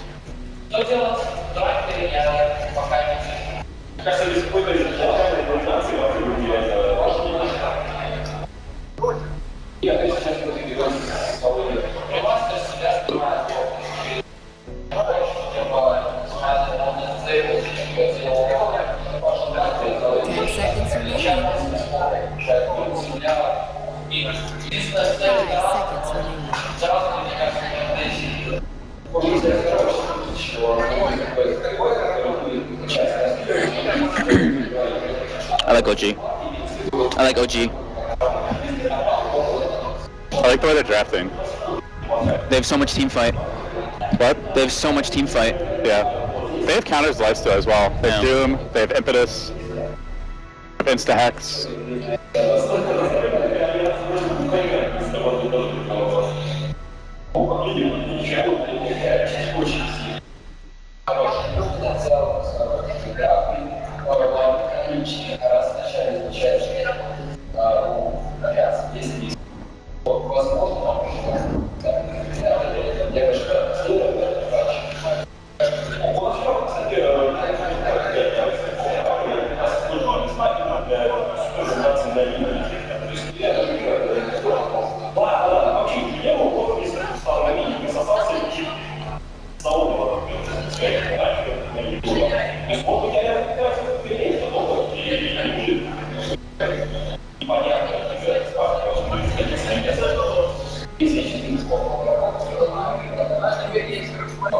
Yeah, they needed damage.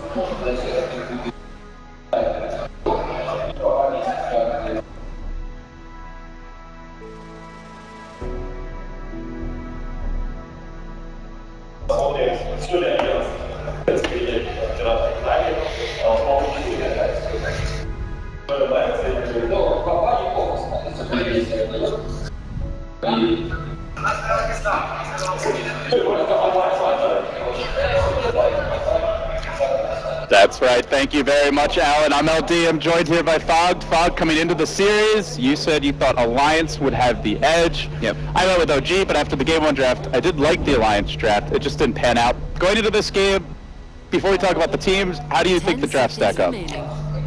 I like OG's draft just because the way that they had basically the same exact draft yesterday, except they, instead of the Phantom Lancer, they had that Lone Druid, and I really like the approach that they took. They went to they actually played around the Doom, and they were constantly super aggressive, so.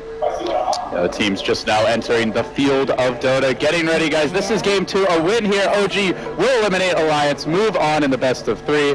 A loss, and we'll go to a deciding game number 3. So with that, OG going to be on the dire side, and it will be Alliance on the Radiant. And some flexibility here from OG.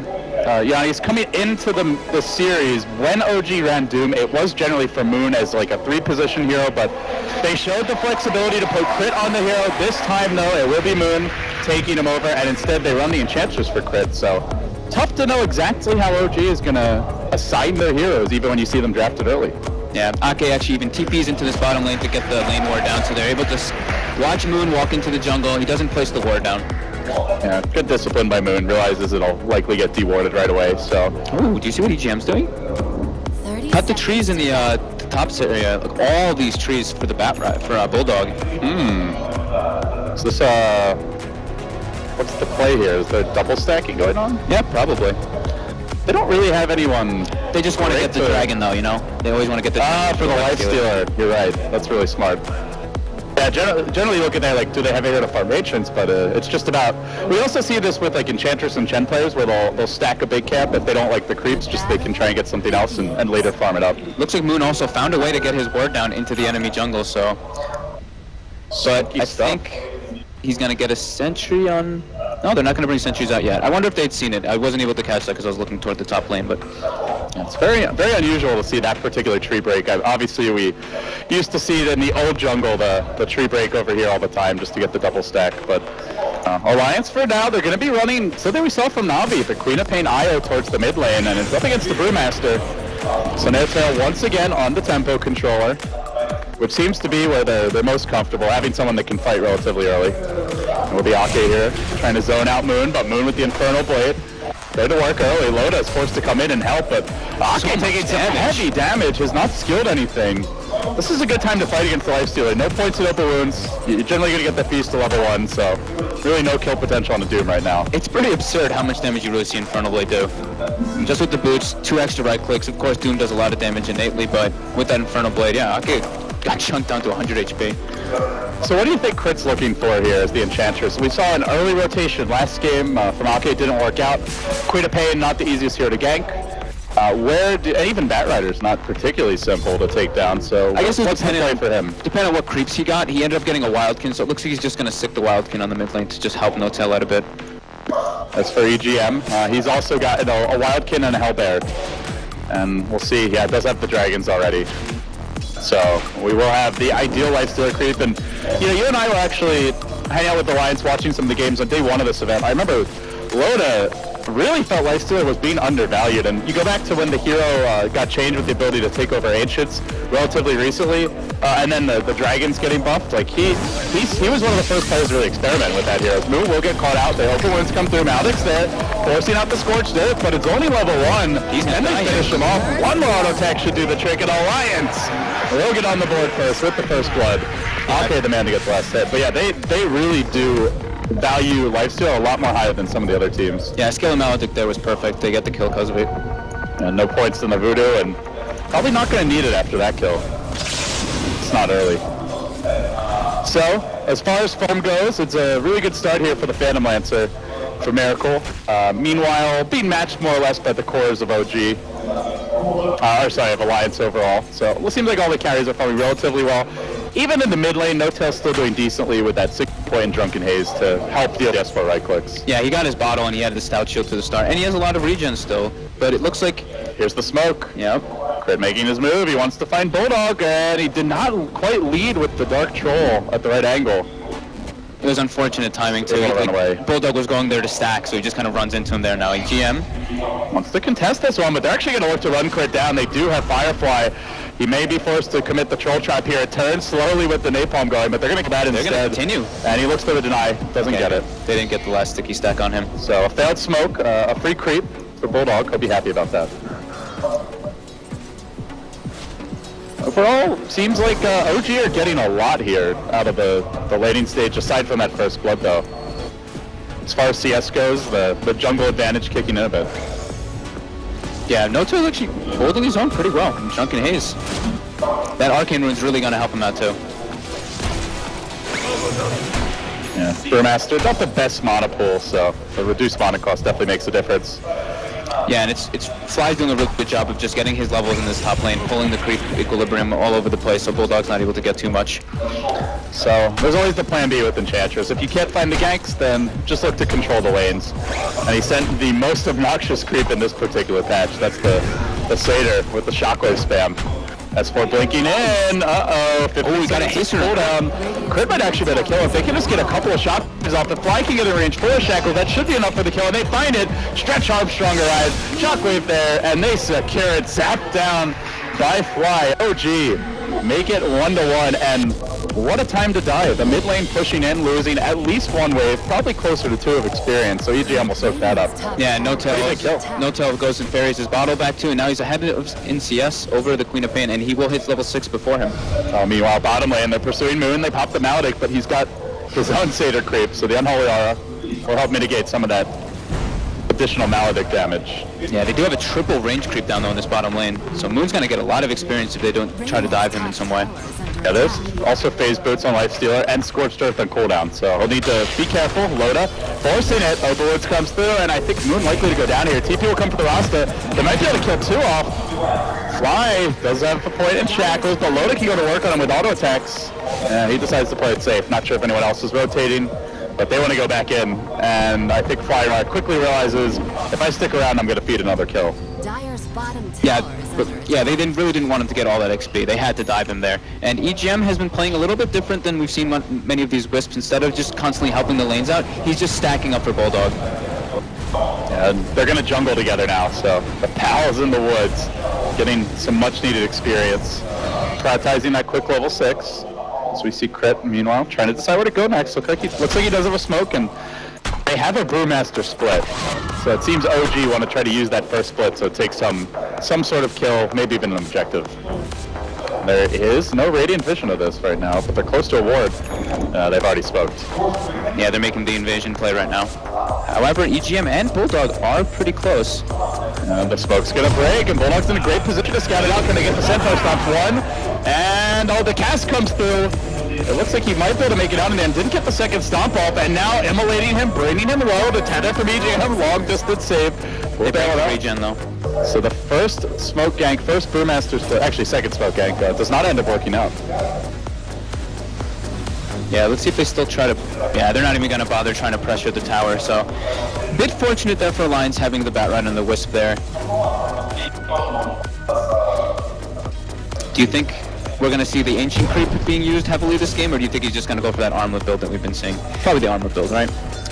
I think Loda, speaking to him, he did not, he's like, yeah, the Radiance build is not an every game thing. So I think as far as build goes, he's more a believer right now in like the Armlet, sometimes drums, although he didn't seem as keen on the drums as some of the other Lifesteal players. So yeah, I would expect an early Armlet.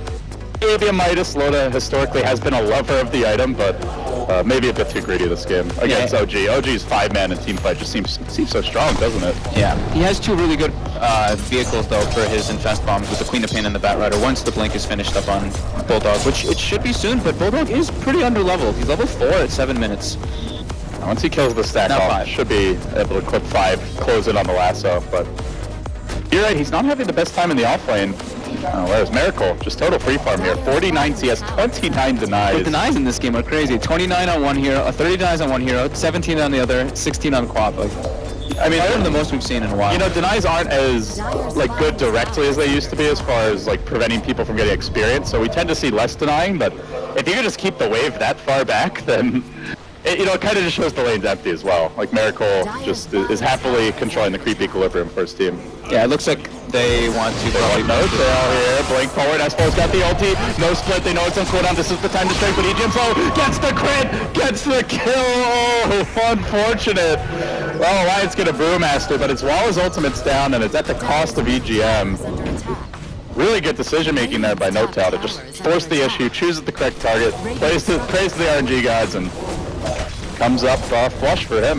Yeah, pushing down the top tower for OG now. Boots of Travel finished on Miracle. Dyer's middle tower is under This is, we actually, when we were hanging out with OG, Miracle was, they were watching, I think it was OG, Miracle was watching Aggressive play in the PL, so yeah. This seems to be Aggressive's preferred build with the Boots of Travel, normally into the Yasha Diffusal.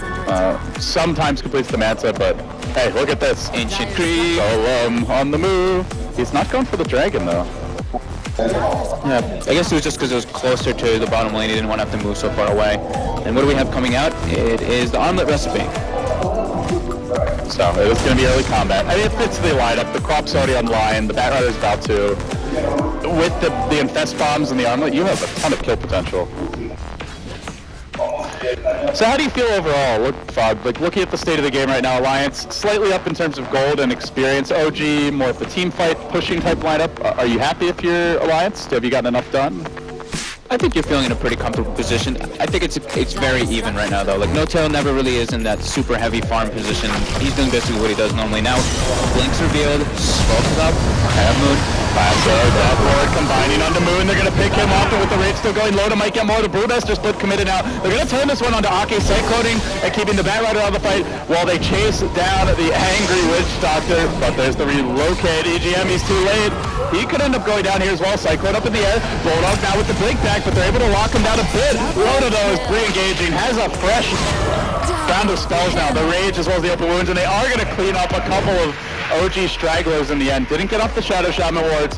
The Brewmaster split committed. And when the dust settles, a 2 for 3 in the end. Yeah, Crit wasn't in position there to get there at all. He's only level 5 as well on this Enchantress.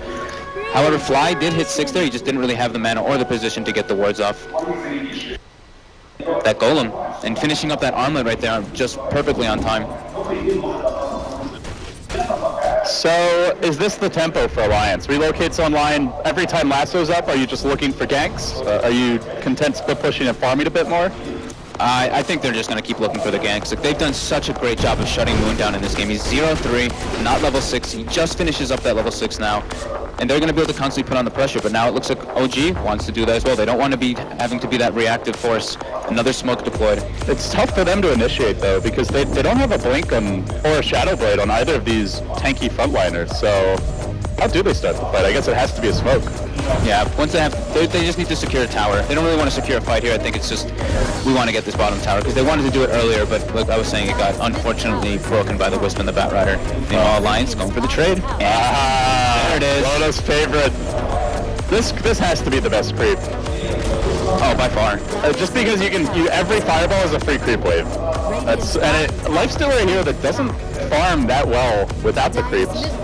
But this really it's accelerates his fast. economy. It has a bonus armor aura that it gives to your team. It's a badass dragon. Like, basically pretend you're Daenerys. Yeah, exactly. This feels good. It gives you so much. And it's 2000 HP, magic immune. Gives your teammates 3 armor, like I was saying, as well as creep wave. Great for pushing, and they're going to get a secondary tower out of it. He wants to fireball these skeletons, but not sure it's worth the mana. This is a decent trade though for OG. They have the roster wards to get the tower, and they need their blink dagger on the Panda. They're closing in on it here. Miracle is farming well. That's the big win for OG. Is it's been an entirely unchecked PL. And the team will look to fight around that. Not quite ready to Dragon though down here. This is not looking good for OG here. They need to get out. They need to find a way out of here. Looking to get in, and they want ideally Miracle. They do manage the last one. The Clap's not there. Quickly deleted. The Clap ball comes through, but there's a Brewmaster split to try and retreat. Moon, lockdown controlled, manages to get off the Doom, and it's on a Bulldog who already cast the lasso, and EGM there with the tether to heal him up to full HP. Even through the Doom, he's not taking damage. They may be able to get more. The Radiant Courier was sniped in the midst of this, but No-Tail's going to drop now. Comes back to Earth and is dealt with. So 3 cores wiped off the planet. A clean sweep there for life, and they even forced out a Brew split as well. Oh, and Crit's getting relocated on as well. They want a 4th. They're going to find Crit. They have the Rage available. Even the creeps aren't cooperating for OG in Game 2 Alliance. The 3-man relocate. The fast with the striking back. That's pretty sexy. Yeah, that looked really nice. And S4, during that entire engagement bottom, he had an Arcane Rune, so his ulti will be up relatively soon, and he's very close to that Orchid before Panda's even going to have a Blink Dagger. Lane's firing on all cylinders here for Alliance. With that big win in the bottom lane, S4 now topping the net worth chart. We're cursing everybody. Whoever we pick ends up having a not so good of a time. Well, the series isn't over yet. So Yeah, of course not. And we pick different sides, so we can't say we've cursed anyone, Yannis. It's okay. Oh, a counter courier kill. That was a big one. 1,600 gold on it. That was a full Yasha finished up for Miracle, and yep, S4 kills it off. 2 minutes without that, it's going to slow down Miracle's farm a lot. And can only be frustrating as well, because it's not like a common place for a Queen of Pain to just be camping by any means. Yeah, and it looks like Fly actually might get his Blink Dagger before No Tail even does. And it's like, oh great, our Shadow Shaman doesn't blink at 14 minutes, but when you realize it's coming at the cost of the Brew Blink in some ways, is he's just not had a good time, it doesn't feel great. Yeah, I feel like maybe they should have tried to put more pressure onto this Lifestealer lane, but it's really hard. I think the Lifestealer pick was just extremely good here, because Doom gets kind of crushed by it when you get open wounds, Maledict as well. And you have a Witch Doctor, so if you braid in the Enchantress, the creeps aren't going to be that effective. Yeah, exactly. So I mean, you look at it, it is probably why they chose to put the pressure elsewhere, but that didn't pan out. Yeah, and Moon's just being extremely punished. He has less than Crit had last time, and he's in offlane. As AC was calling yesterday, a timeless trade here. Radiant going for a tower top, Dire looking for a Roshan, and I'm not sure we're going to see a contest. Overall, are you favoring OG with this trade at least? Getting the Aegis and... They've got their Blink Daggers finished up, so they can't fight, so they have to do something. That's the best trade they can do. They can't really go for that mid lane tower at this point. It's just not an optimal position to go into, and they already have taken out the 2 bottom towers. Oh, S4, Orchid online. Smoked up here with okay, they have to relocate. They can have all 5 heroes here, courtesy of the Infest Bomb, and they are prepping onto Dotel. It has an Invis rune. Do they have protection for it? The relocate comes in, doesn't look like it. This could be a whiff. Still Bulldog's chasing. He has a lifesteal to unload, but if he deploys loaded too deep, he may end up just costing them a carry. And they are fighting into an Aegis, so they play it safe. They opt to back out. If there was no Invis in there, it could have been real ugly for OG though. Yeah. Unfortunately, no D-wards, no sentries, no nothing on the side of Alliance there. But why would you have one there? And now Wisp picks up a full mech. 2,400 gold. Why not? Oh, this is big. Gives them a lot of sustain with the Witch Doctor now, and he has been going back for some points of the Voodoo Restoration. But they make a move on No Tail. Orchid, this time the debut should be a resounding success. S4 pummeling No Tail. Clips it right off. Not blinking away. Tower is under attack. Yeah, it's looking kind of grim for OG. They've lost a lot of map control already. Is there a point where like PL can just take over and be that ticking time bomb, or do you feel like Alliance have answers even late into the game?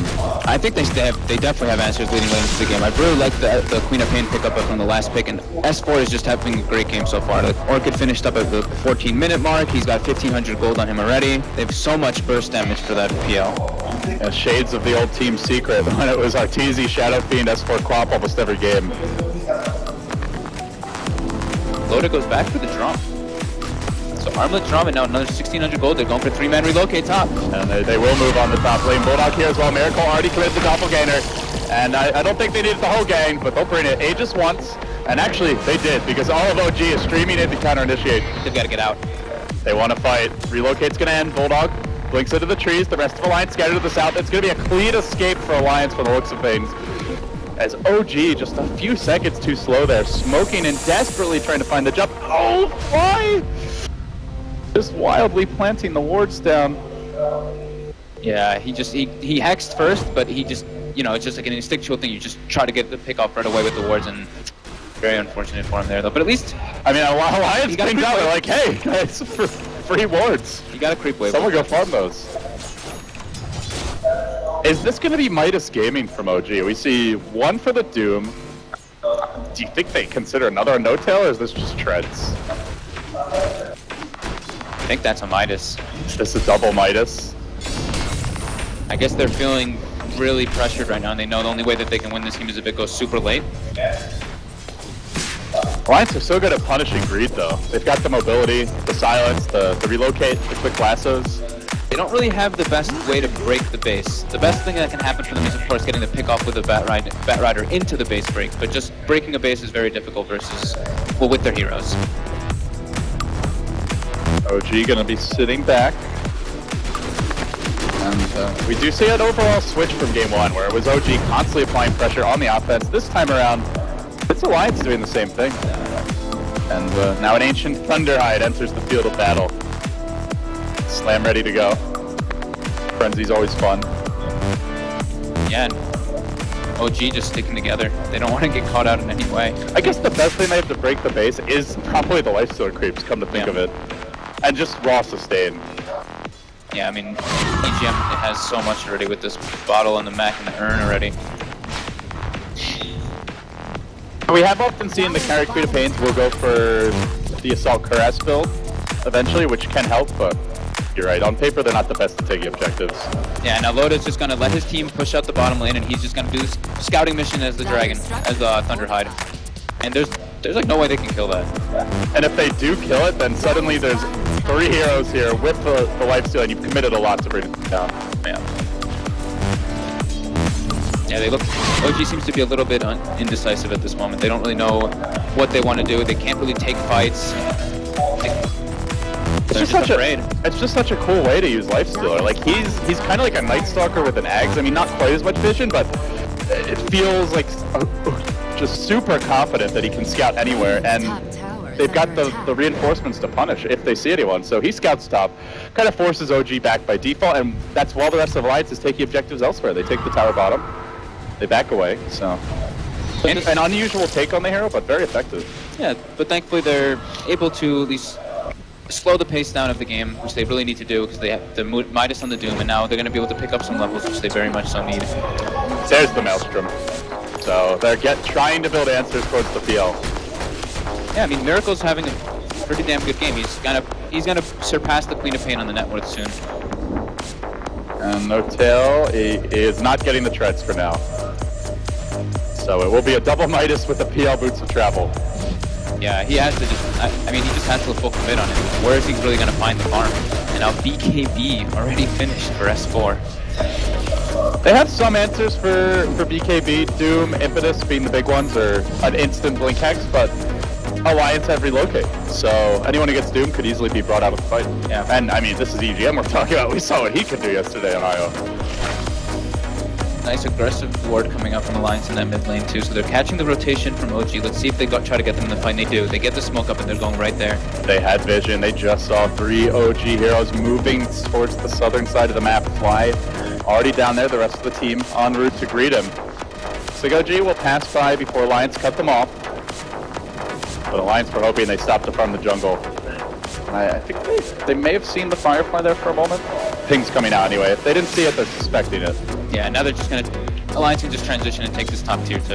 And OG doesn't really have anything to gain in this bottom lane. There's no tier 2. I highly doubt they get to the base before Alliance respond. In fact, maybe Alliance just keep on pushing top. We'll see. They do have the items to do it now. They have a lot of sustain. They have the Witch Doctor heal. They have Mac. Levels up on everybody. The Wisp is actually out-leveling, our EGM is actually out-leveling Bulldog in this game. OG playing the keep away game.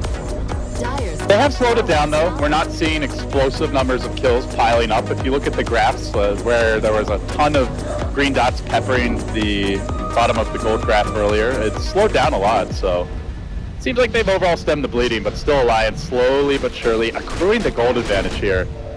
And the pings do come out. They see S4 still committed top lane, and seems Alliance want OG to come out and play. They've seen one Midas, they've seen no new items on the No-Tail Brewmaster, and they want to punish. Yeah, they get another good aggressive ward down up in that top lane. Here we go. S4 the man in front. Really can't commit everything on the Queen of Pain with the relocate there. Right and there as soon as they see the TPs, they back up. They just force them back to the base, and now they're going to go push out their lanes, get farm. And if you start playing the mobility game, well, there's a Boots of Travel up on the Bat Rider. You got relocate. Alliance can play that game all day.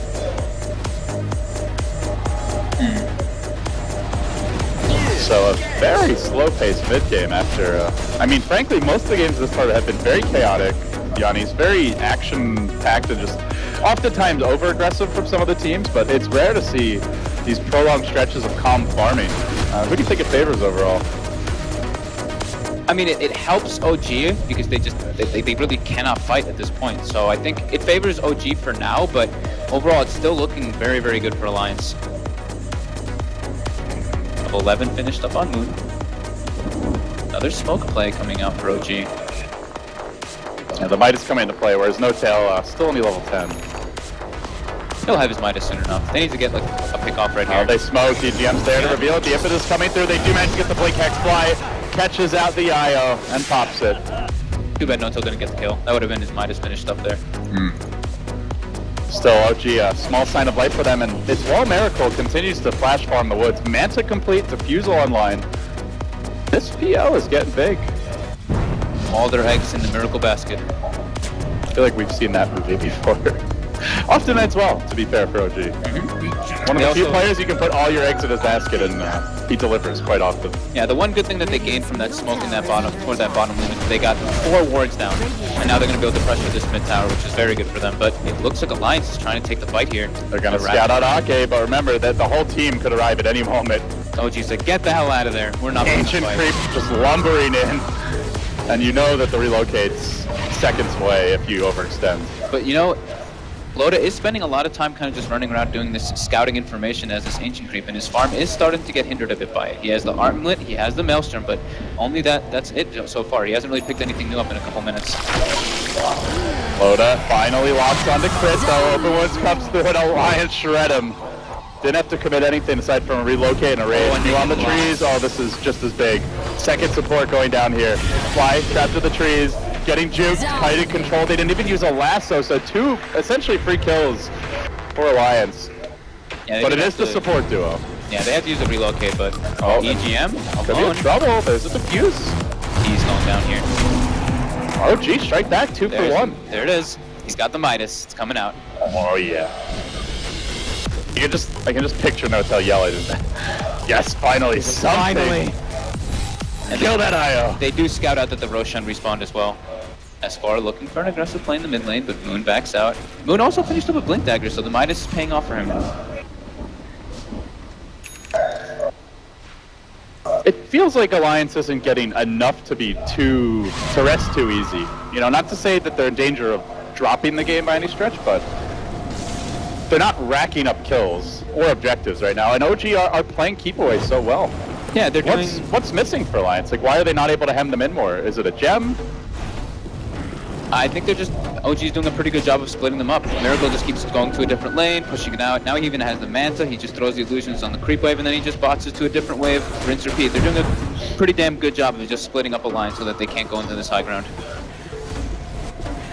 Also, you don't really want to... I mean, if Alliance does go for that push and they die, that could basically be throwing the game, because like we were saying, their late game isn't terrible, but OG definitely has the better late game because they have so much control. Especially now with double Midas, as well as all the team fight potential in the PL that they already had. Yeah, like there was, oh, here we go, this could be it. The lasso comes and it will be on the fly, dragging him down into the Roshan pit, has the wards, will not get them off. Roshan says, I want a piece of that action too, bringing down the Shadow Shaman, no buyback.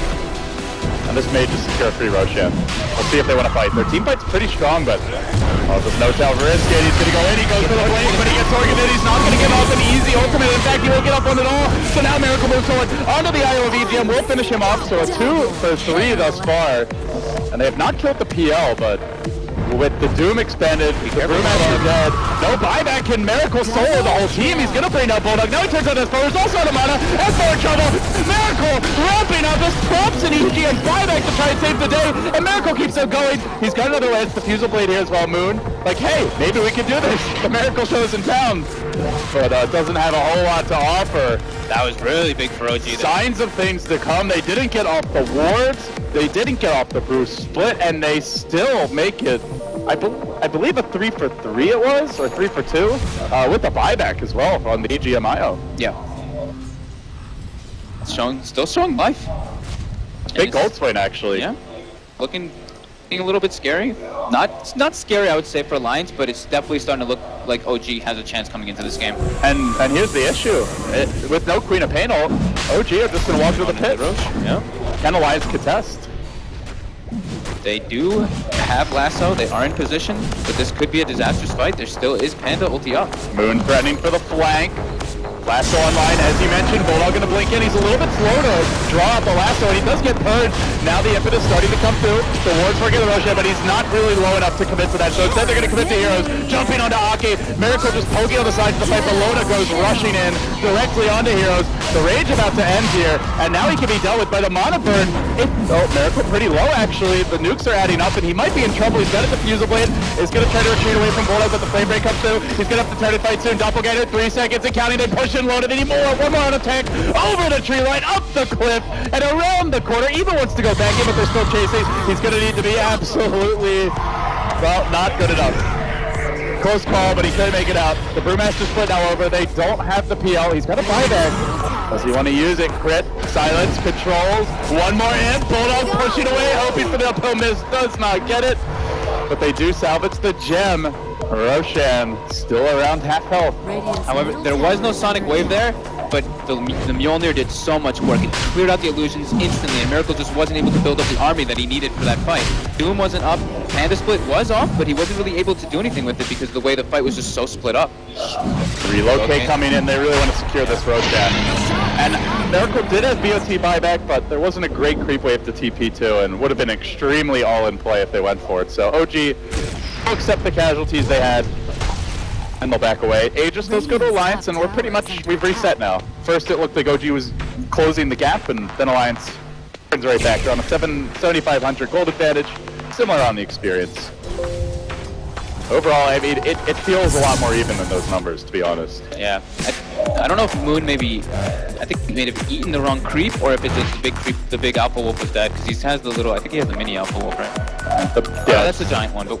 No, it's the little one, because he doesn't have the damage aura. I don't know. Just the Why does it say the giant wolf's ferocious attacks and whatever? I don't know. EGS game not on top.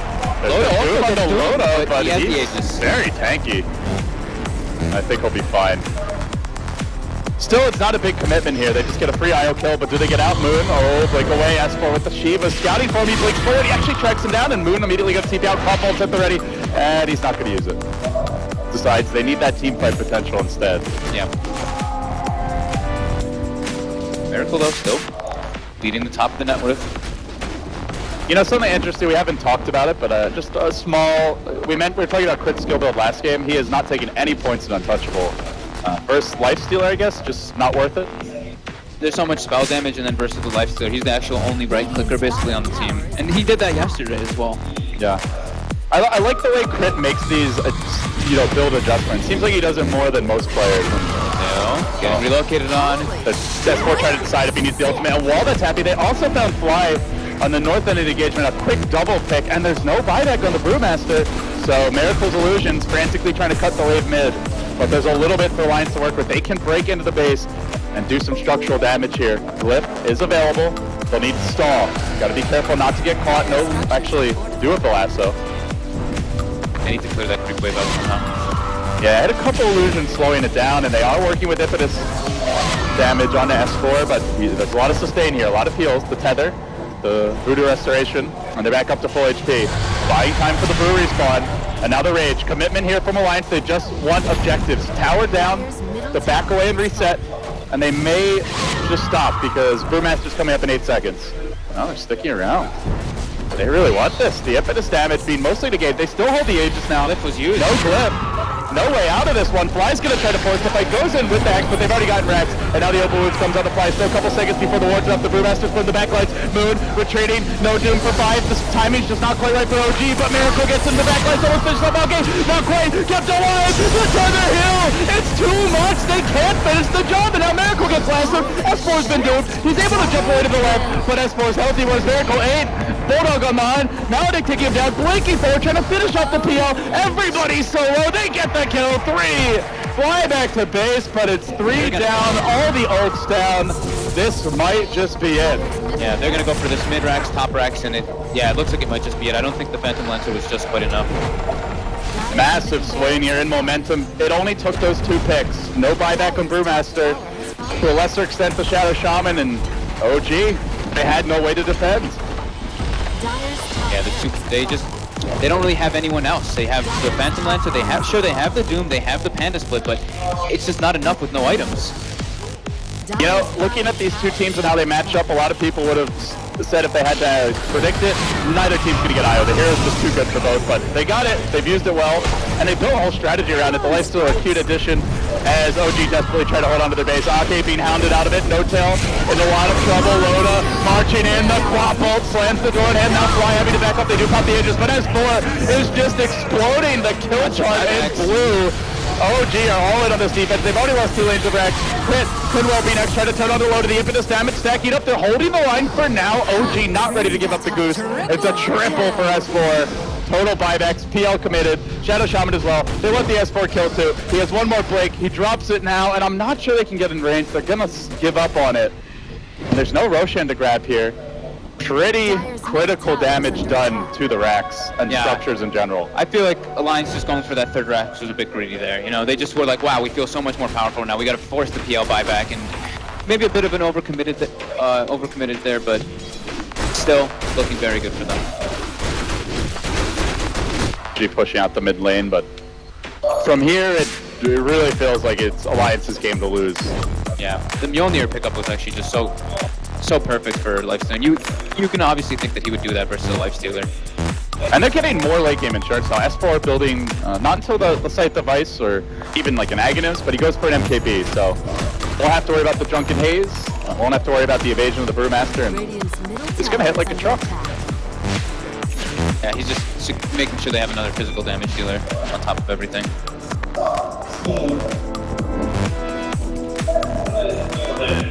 What's the safest way for Alliance to close this one out? If they can get a pick off here on any of the buybacks. Just kill a hero. Yeah, one of the heroes that bought back especially. Hold on, he hears you. He hears you, man. He's gonna go in with the lasso on the moon. Silenced up by S4. Beautiful focus in the middle of this fight. Right clicking out Crit, who actually forced that slow guy. Won't make it out. This just might be the GG call from OG. Getting run over. Even the Brewmaster split knows no mercy, no escape. There's no mercy from Alliance. They'll kill him off even as the Earth Panda he dies. And it seems only fitting that at this point it's Miracle versus 5. It's not gonna happen. OG, call it. And we are headed into a deciding game number 3. This one, a beatdown. Yeah, just Alliance winning 2 out of 3 lanes way too heavily. Yeah, but Alliance, it's business as usual from them. They lost game 1. Not looking like they're cocky by any stretch. They know they have a 3rd game to take, and this series feels very even right now. Yeah, I feel like it was really hard because Moon wanted to do all he could to stay in that lane to try to just like pressure it a bit, while Crit was the Enchantress obviously taking the jungle, so he didn't really have anywhere that he could go to recover. So then I think the safe lane actually basically won them the game. The way the Witch Doctor and the way Ake and Loda played it was just perfect. It seemed like the entire draft was a great game plan for Enchantress ganks. If you gank the Witch Doctor's late, he's got a cast. Lifestealer is pretty self-sufficient or hard to kill anyway. Queen of Pain has the blink and was being supported by Io, and then the Batrider has Firefly and is very good at revealing those ganks because of the ability to play around the cliffs. And we saw that first smoke gank. It just seemed like it was the 2 smoke ganks, because Enchantress went for the top one as well, and the Batrider spotted him out because they were going for the stack timing, and then they go for that bottom one, which would have probably secured them that tower, that objective that they really wanted, but they run into a Wisp and a Batrider, and they're like, oh crap. So Enchantress couldn't really gank. They ready to Doom off lane, who left alone gets punished. Brewmaster versus Queen of Pain, that's not a match if you're going to win. So just by countering the Enchantress, it became Miracle versus the world. Yeah, things just didn't really go OG's way that game. Well, with that, we'll see if they have something up their sleeve for game number 3, but Alliance has struck back, and they've pushed it to the full 3-game series. You're watching the Starletter Invitational. The analysts are going to come right back after this, break it down, and get you ready for that deciding game.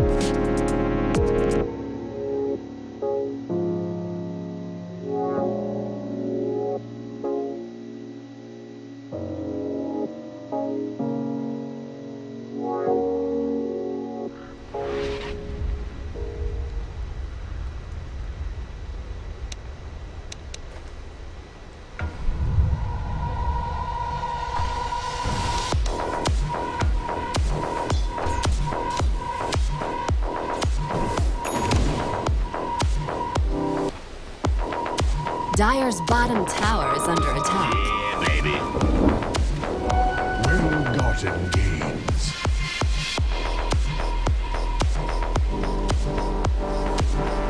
Dire's structures are fortified. Dire's bottom tower is under attack.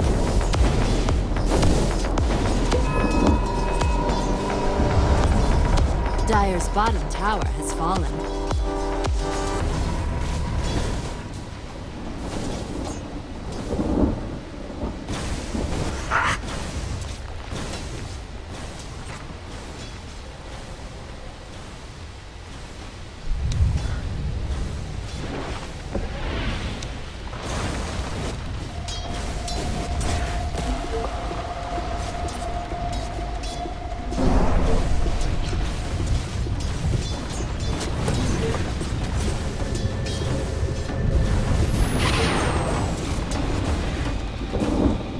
Fools die, as you will.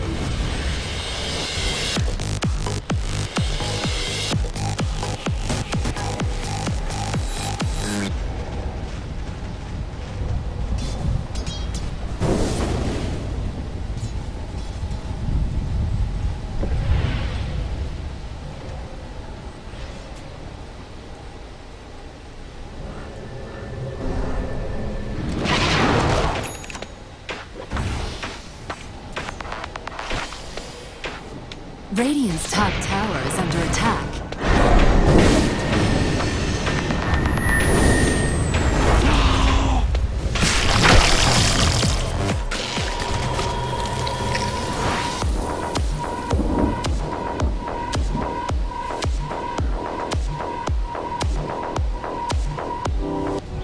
We'll take that. Dire's middle tower is under attack. Dire's structures are fortified. Radiant's bottom tower is under attack.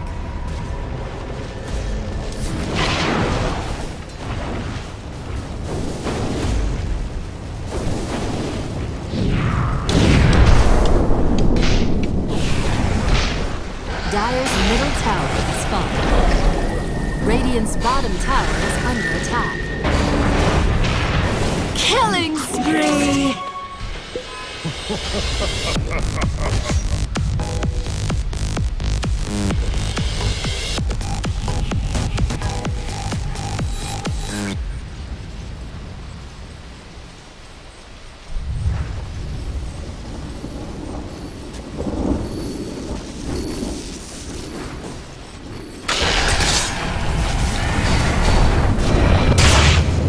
Ownage!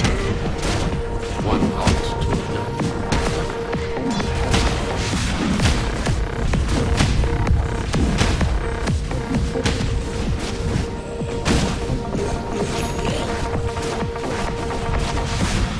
Radiant's bottom tower is under attack.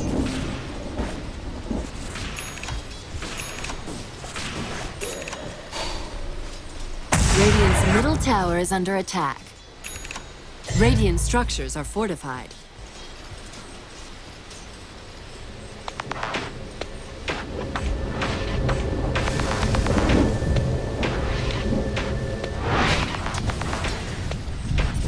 Radiant's bottom tower is under attack.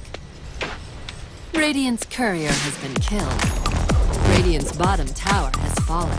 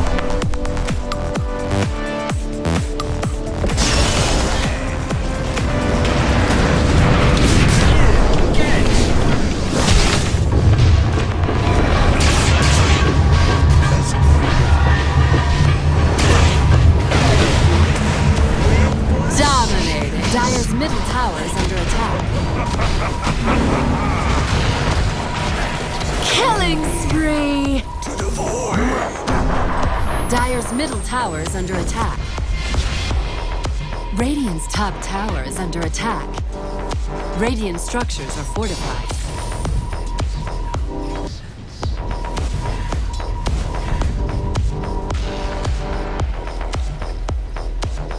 Dominating.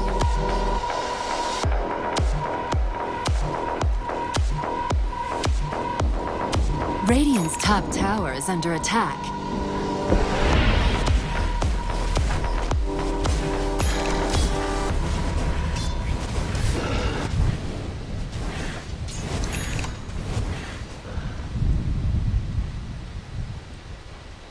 Radiant's top tower is under attack.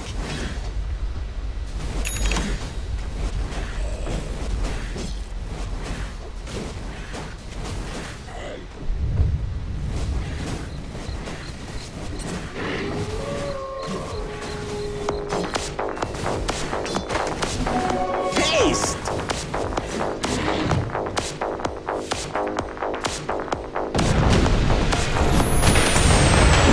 Mega kill! You die as you lived, insipid and ignorant.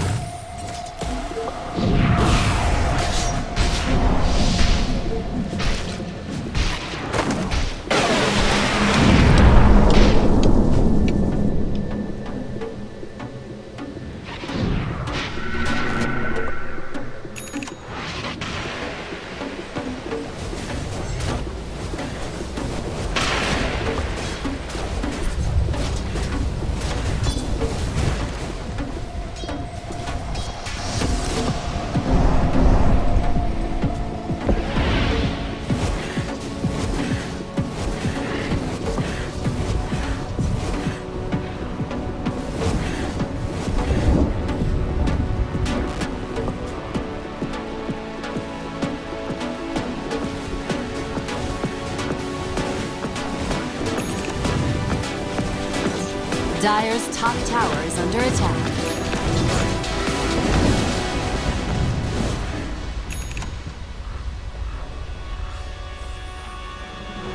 What have we here?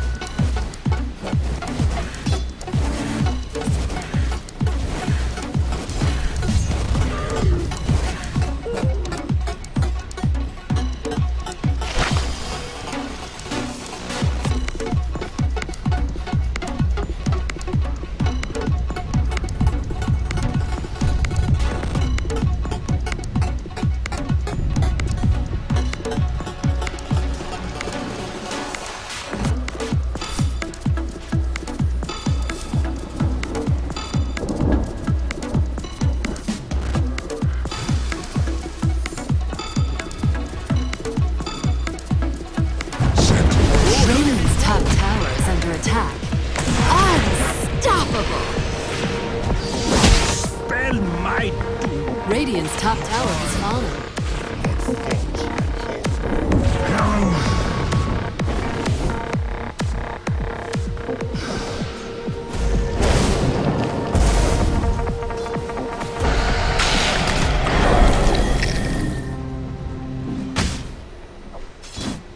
Ownage! Radiant's top tower is under attack.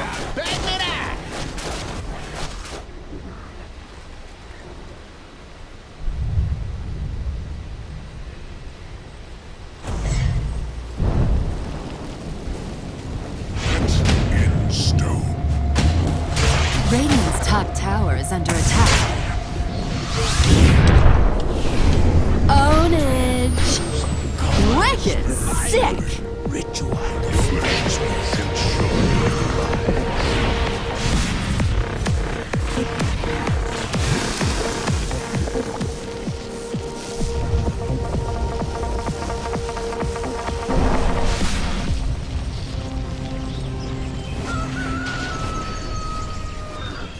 Dire's middle tower is under attack.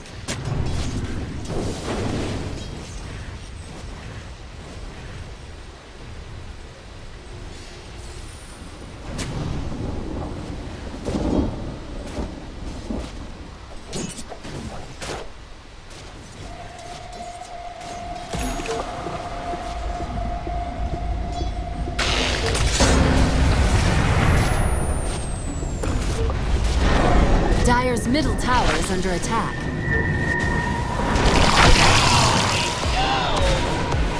Mega kill!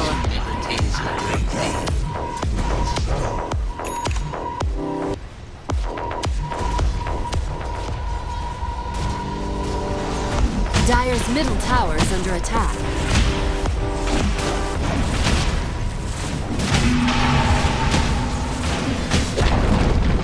Dire's middle tower has fallen.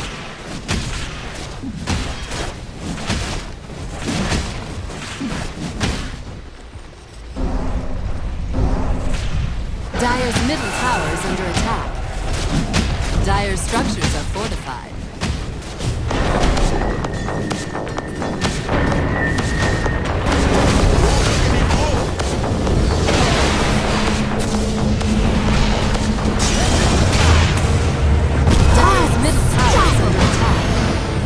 Radiant's bottom tower is kill. Dire's middle tower is fallen.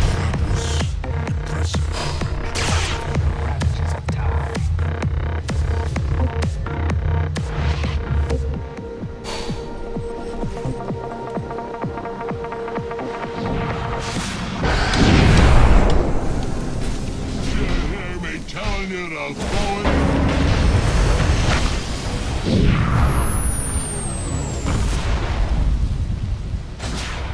Dire's middle barracks are under attack.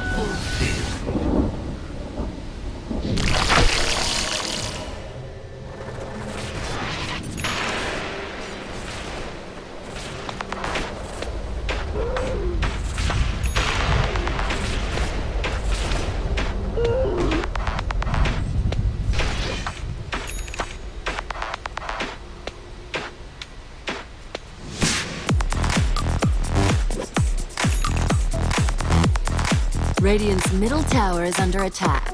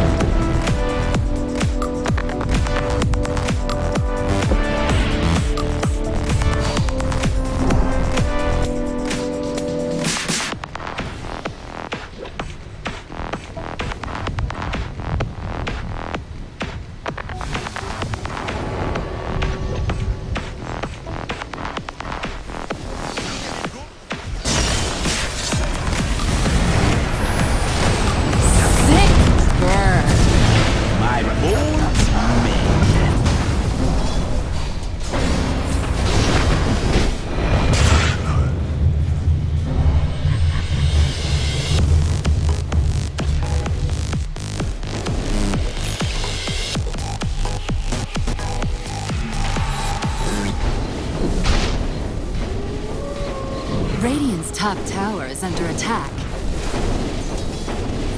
Well-gotten gains.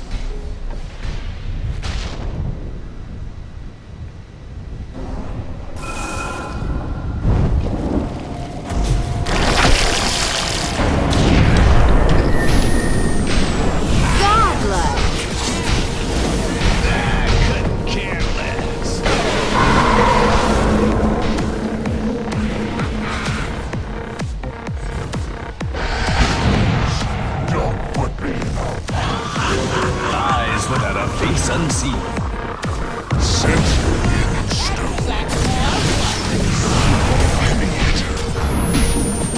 Killing spree!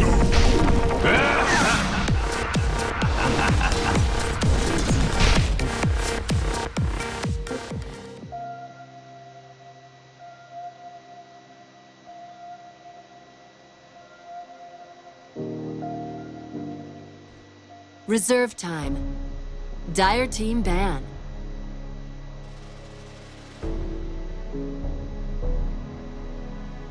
Dire team pick.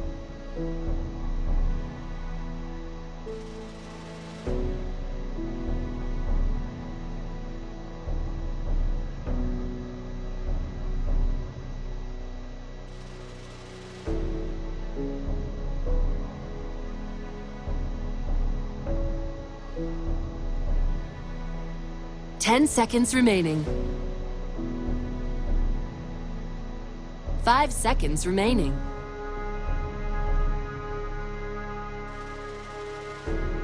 Reserve time.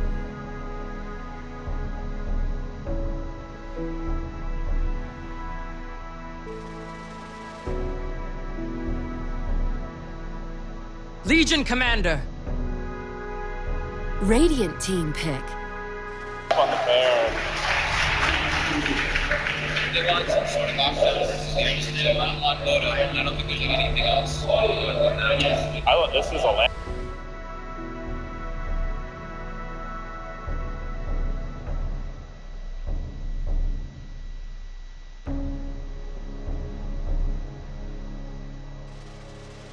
Ten seconds remaining. 5 seconds remaining. Really? Yeah, he's a cool guy. We've been trying to get them to sponsor the summit and stuff. Really? Yeah. I don't think they're that interested in Dota. I don't think any sponsors are right now. They're way more interested in CSGO.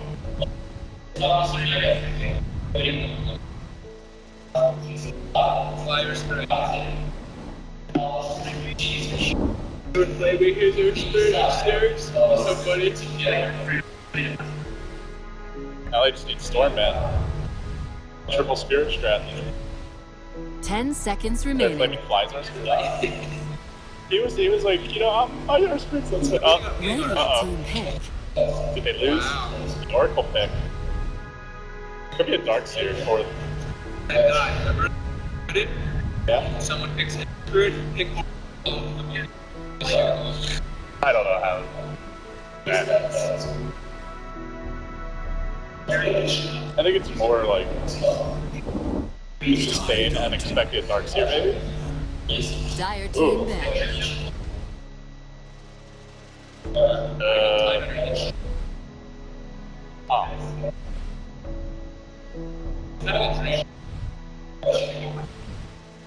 Sure.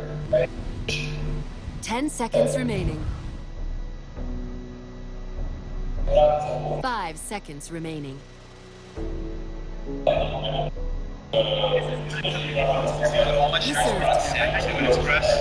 on like an 80% sale.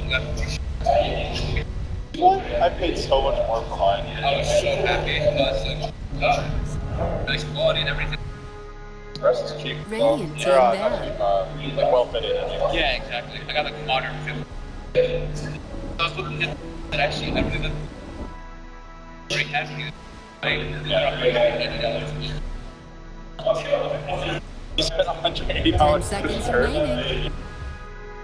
That sounds like something I 5 seconds remaining.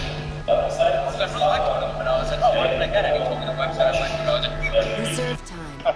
Yeah, I'm gonna go somewhere else. Yeah, never. I got the slim fit. Yeah. I like the way they fit. Plus, I get to say I'm slim. Yeah. Working on it, baby. 10 seconds remaining. 5 seconds remaining. I've certainly gone so far. Dire team pick. Not blaming you, dude. Take the stop. Alright, what is S4 playing? Why not just go? I think it's might have been Ice. I think it's S4 Legion. Yeah. I guess so. 10 seconds remaining. It's gotta 5 be seconds right? remaining. Got like no sun. Reserve time.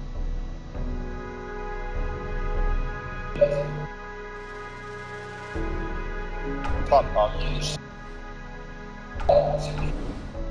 10 seconds remaining. I can't even think of anything outside the box. Yeah, just Radiant team pick. Alright, buddy, one more. get the guess right. Let's get the guess proper this time. Alright, who are we guessing?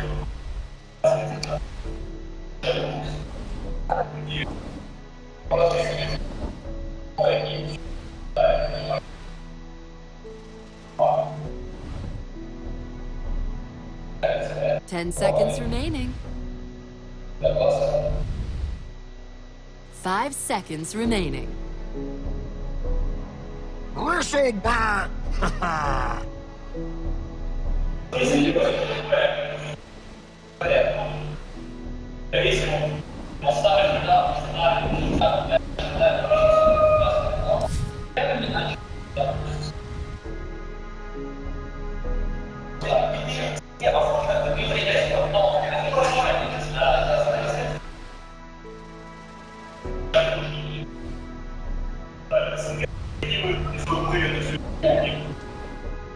Thank you very much, Alan. That's right, we're live here at Kiev Cyber Sports Arena, deciding game number 3, OG taking on Alliance.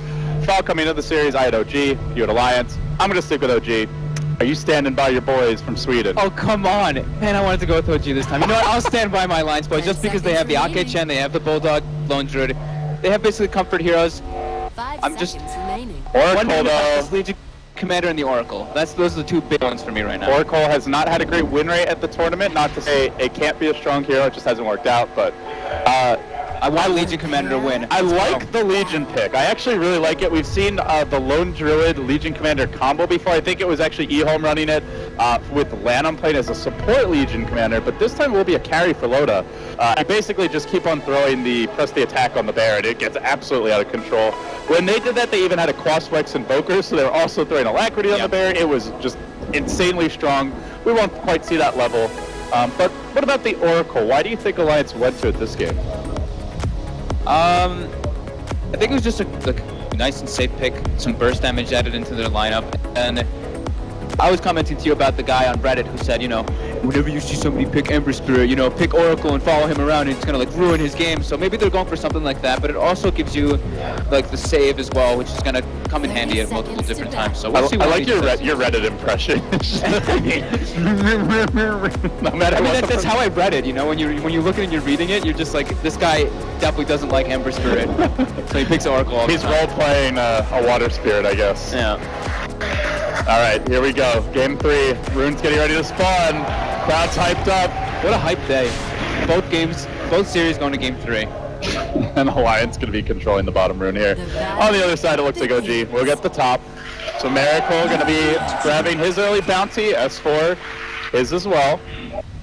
So it does look like Ake is going to be emphasizing on shutting down the top lane, which it was the Tide Hunter, but now they switched it up. They're putting Tide bottom versus the Lone Druid and having Bristleback top. Probably going to see some rotations come out of the Wisp there. But he doesn't go for the bottle. We've been seeing Crit doing this over and over lately. He buys the stick, he buys the gauntlet, and he gets just some regen on himself. Hello, Fly. In pretty deep here. Uh-oh. And Alliance doing some heavy damage. Has the Rolling Boulder. Gotta roll out. But they still force it out nice and early, and he does not really get too much done. Looks like he maybe wanted to try and bully the Chen of Ake a bit, but Ake will find the early Hellbear Smasher and get to work. Yeah, and again, Ake did port into the middle lane, and he ran top and put the ward behind the tower right away, or on that cliff that you see there. You know, it's kind of a big deal that he took all that damage, where normally it wouldn't necessarily be, because he's not so south here, and the HP is pretty low. He rolls in. First one's a miss. S4 looking to turn this and punish. Some auto attacks. Meanwhile, this could be the first blood. No Tail dropping quickly. Looks like they did bring in the Chen, and it is a confusion. Alliance strike first. They're off to the races. They even have the passive on Legion Commander, so I guess he just not expecting all the damage coming out from the Fortune's End as well as the Ursa Clap. I mean, obviously having the sustain can be very nice against the slow and steady harassment that Bristleback brings to the table, but Earth Spirit already back to the well. Chen already scoring a first blood, so Ake getting more done here on the roaming support early. As for our mid lane though, Miracle 8-3. S4 sitting around 7-2, and he's still got 2 creeps to go for the wave, so be slightly ahead, but this is a really good start for an Ember Spirit. Is this a matchup where you expect him to do this well? With the poor man shield, as well as just getting a little bit of help from the Wisp with the dart to block the creep wave, as long as the lane is in a good position for him, he does okay. They do have lane wards in the mid lane, as well. He does go for the slightest fist skill build, so you can't really even shadow strike him at all. I'll see Miracle for now closing in on level 4, and Ake prowling around in the river trying to decide which lane he wants to gank next. Yeah, just kind of emphasizing on that. For people who don't really know about it, is you can constantly dodge the shadow strike if you sleight of fist properly. This time it does connect on Miracle though. Yeah, it's a 30-second cooldown, and at level 1 the shadow strike 16, so there is that window where you want to sleight of fist if you leave it at level 1, but you can just play safer, and at the very least it reduces the overall damage you're taking. Generally, we'll see the Queen of Pain at least take just the 1 point and threaten you and force you into sleight of fist. But here, top lane roll onto Loda, going to be healed up by EGM. They turn it quickly, and he easily walks away. Back to full HP against the tri-lane. Very sustainable dual lane that Alliance are running, and this is allowing the Chen of Ake to be active elsewhere. It doesn't seem like they need his help even against 3 heroes. Yeah, but then putting the pressure on Loda just lets the Bristleback be able to get farmed. Not just levels, but yeah, last hits is really important when you look up on the last hit board right now. They have 3 people getting decent amount of farm, even though S4 is doing a really good job in the mid lane right now. And the one lane we haven't really looked at is Bulldog bottom lane up against Moon, who had a rough game number 2 after a pretty good game 1 on the Slardar. But in game 2 in game 1 he had that like 3 to 4 minute window before the 10-minute mark where he was left alone, caught up with the Iron Talon nicely. Hasn't played out this game as we see Miracle moving in mid, still has the chains, was trying to get S4 low enough that he would die before the chains expired, but didn't quite bring him into the critical HP threshold. S4 with a blink cooling down is going to force Miracle back. But gotta say, Ember Spirit having a pretty good time considering the matchup. Yeah, definitely. But S4 is, I mean, 23-6 to 13-3. He's definitely having a much better time than the Ember Spirit. Yeah, is getting harassed quite a bit, but has the bottle, getting his levels so far, closing on level 5, and probably continues to receive help for these force top lane though. As soon as they leave Nota alone, in they go, getting blocked out by the Hellbear. Alliance find another one. Yeah, really well done. Big Daddy they pick on. The ward did scout that rotation, I think, as they rolled down. Yeah, Bulldog, a little bit of a micro mishap there. He actually sent his bear to the bottom room to Savage Roar so that he can secure the rune, but Moon gets it anyway before the Savage Roar goes up. So now a regen rune picked up for Miracle, S4. Uh-oh, crit. Could be in trouble here. Again. Oh, no mana for the second to Purifying Flames there. Close call and Fly. Rolling. He does get on the creeps. Oh, can they finish them off? The quills come out. Fly though, is he in too far? Troll Trap going down in 5 seconds, just explodes to the nuke damage from EGM. Massive damage. And they're gonna walk away. Good old Penitence. That 50% bonus damage really applying there. And Fly being a little bit too aggressive with his rolling boulder there. So this bottom lane going quite well for Moon overall. Closing on level 6. Bulldog also getting his farm. Do you expect anyone to start moving as far as these lanes go for either team? Generally, Lone Druid's going to sit here, but like would Tidehunter or Ember maybe rotate, or do they also just want to focus on their own levels? They probably just want to wait until Moon has Ravage, then they can try to make a play with 2 or 3 man rotation. If the Wisp comes with the Earth Spirit, perhaps they can get the kill on Bulldog, but he does opt for the Phase Boot so that he can harass Moon a bit. Yeah, this is definitely a deviation for Bulldog, but generally he's not getting the 1v1 matchups either. Yeah, it's just like an adjustment that he definitely realizes from like, in his pub games and stuff. He does this all the time. They go for Miracle mid lane. He's not level 6. He's real close though, and he's going in with the Flame Guard. Forces out some very defensive play from Alliance here. And now he is 6. And see me while bottom. Bait. Looking for Bulldog. So he's got the Ravage ready. Bulldog has not scouted this one out. They're still pressuring mid lane. Miracle, second round. Will this be the charm? No. He's barely alive. Healing up from the Purifying Flames now. It's very close. And bottles. So Fly, it looks like, did not find the opportunity to go on Bulldog, who's now going to pull the lane back. And seems he, too, will dodge the gank. Oh, Ake's not happy, though. He just got another Wildkin. He's like, damn it, I want to get this. I want to get my gank going right now. I've had my smoke. I want my secondary proper ganking creep. Used to be Wildkin was like the dream creep for that AFK jungling, you know, just stack the camps up, but now it seems to be much more about the satyrs than anything else. Yeah, it just seems like aggression pays off much better in this type of patch right now. Stack Dota, where have you gone? I don't think anyone really misses it too much, though. Yeah. Looks like No Tail doesn't want to stay in that top lane anymore. He wants to make his way down to the bottom and secure some farm. They catch the Ravage on Bulldog. And they are committing here on the bear, but a great Savage Roar once again might be enough to secure Bulldog's retreat. 3 heal commitment, 2 of cores to go. And while that's happening, there's also a gang towards the top lane. Flanking crit and looking to lock them down. The Zyho just wants some levels. Tether's back. It might just be far enough to get out. Loda was not next to not have the duel, but crit continues to retreat. Purifying Flames healing him up bit by bit. One more swing, and Loda jams it in with the overwhelming odds. Gets the kill. Well played there. We do see a TP pulling down in 10 seconds. A miracle, though, with the DD rune. So Alliance, they got to be careful about forcing the issue here top. Yeah, definitely. They do have an extra catapult, too, that Ake picks up, but I don't know if a Miracle wants to make the full commitment to going up there. So they have adjusted the lanes now. It's No Tail over to bottom, and they're leaving supports up top. Yeah. Thoughts on the rotation? I mean, it's definitely needed. Tidon already has 6. He doesn't really need to get anything else out of the lane. You definitely want No Tail to be getting something and not to be at risk of dying. So No Tail is going to opt for the Ring of Health here. They've replaced that, Alliance replaces that same ward on that cliff there. Don't think it was scouted by the Radiant either. But we're yet to see Miracle leave the mid lane, really. And, you know, down a bit as far as CS goes S4, but he's really stabilized overall. 35 to 41. It's a lot closer than it was when you pointed out the advantage S4 had a couple of minutes ago. Yeah. And that's with the additional pressure the Oracle brought, so gotta say he's showing just why he gets so much hype.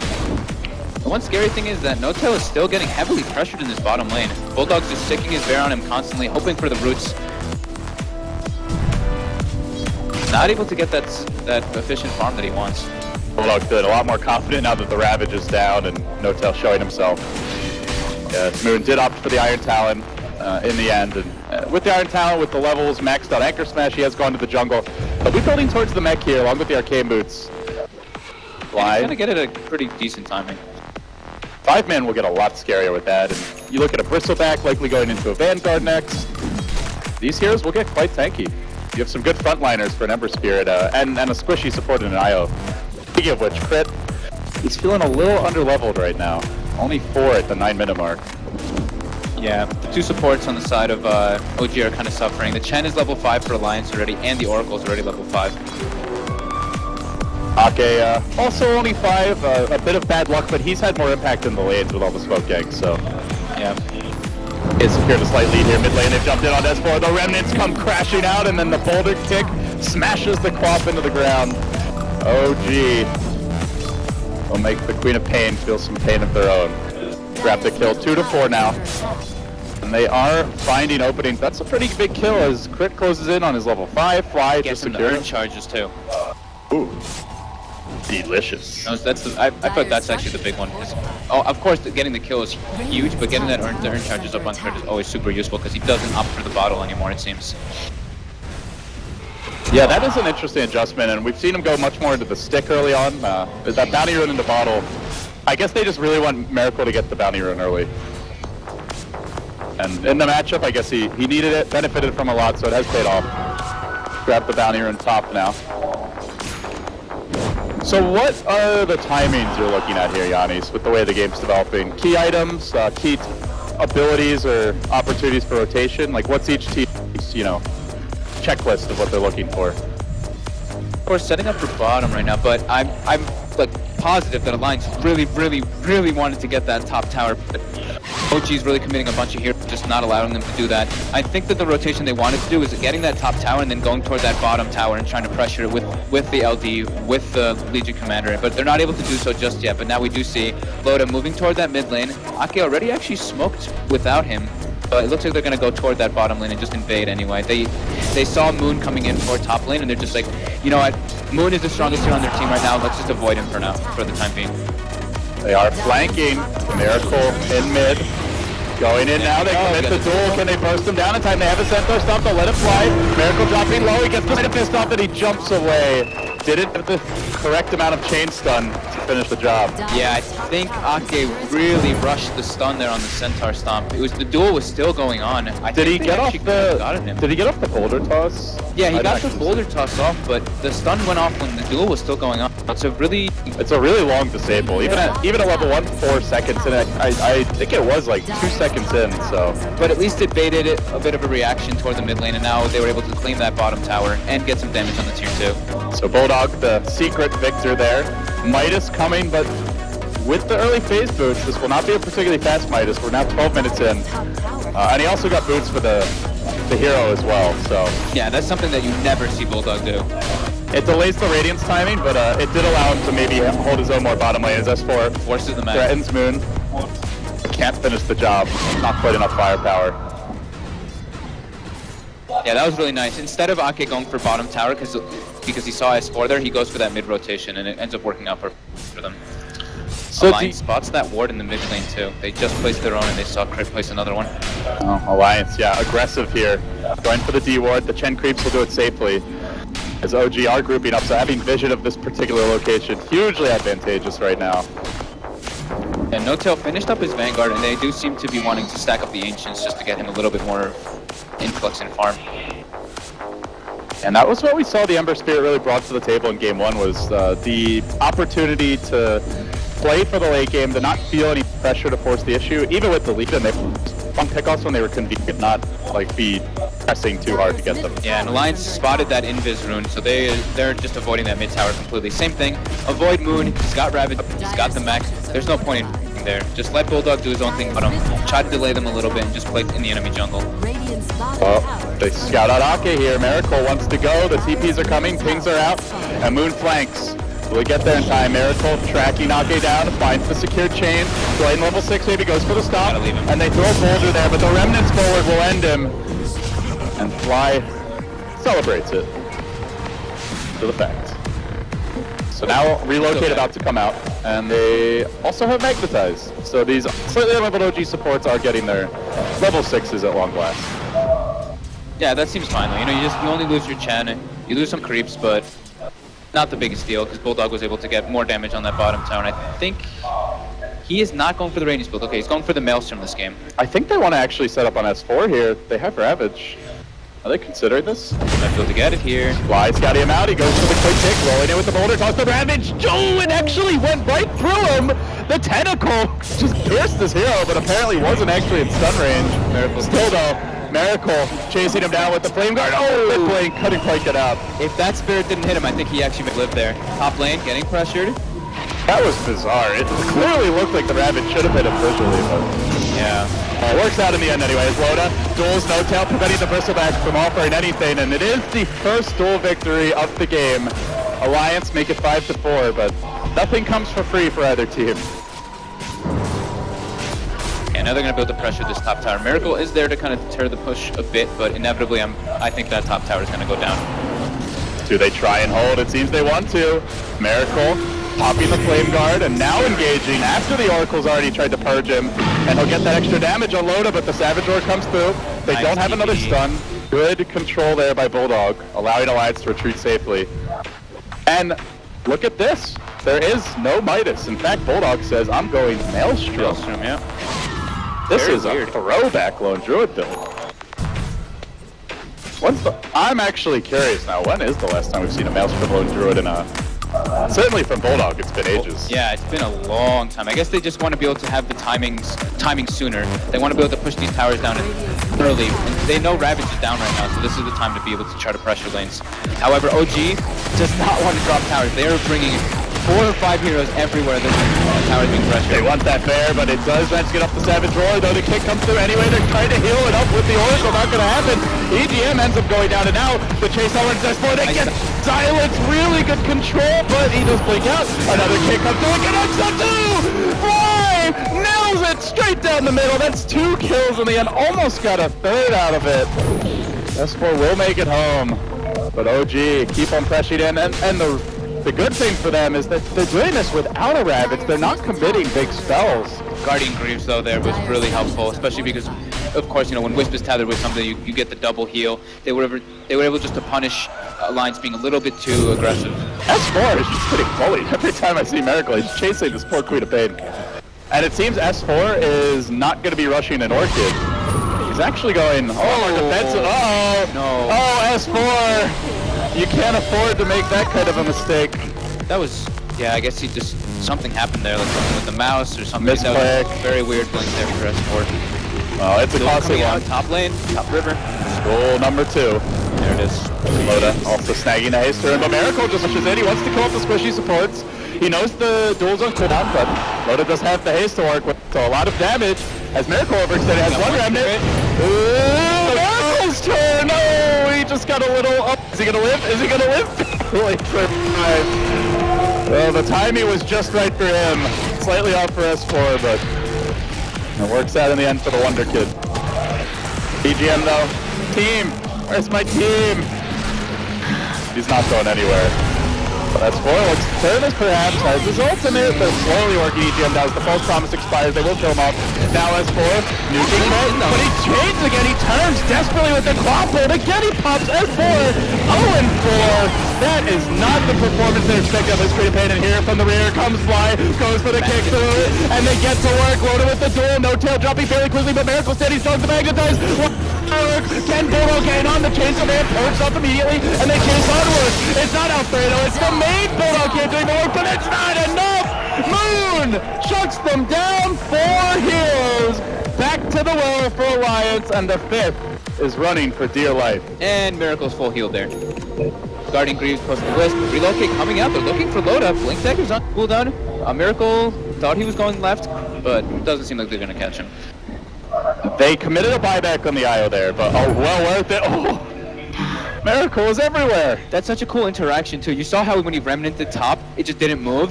It's because the Fortune's End stops movement. So your remnant just doesn't move because you have no movement. That was, I really didn't know that that's the way it is. Yeah, and he just like, you normally at least get a couple of units away, but they're trying to keep him alive. Crit with the tether in. Loda looking for duel number 3. It's not going to happen. This time it's another kill for OG as Miracle continues chasing forward. They failed this hero second phase, so OG took it earlier in this game, and you can see why.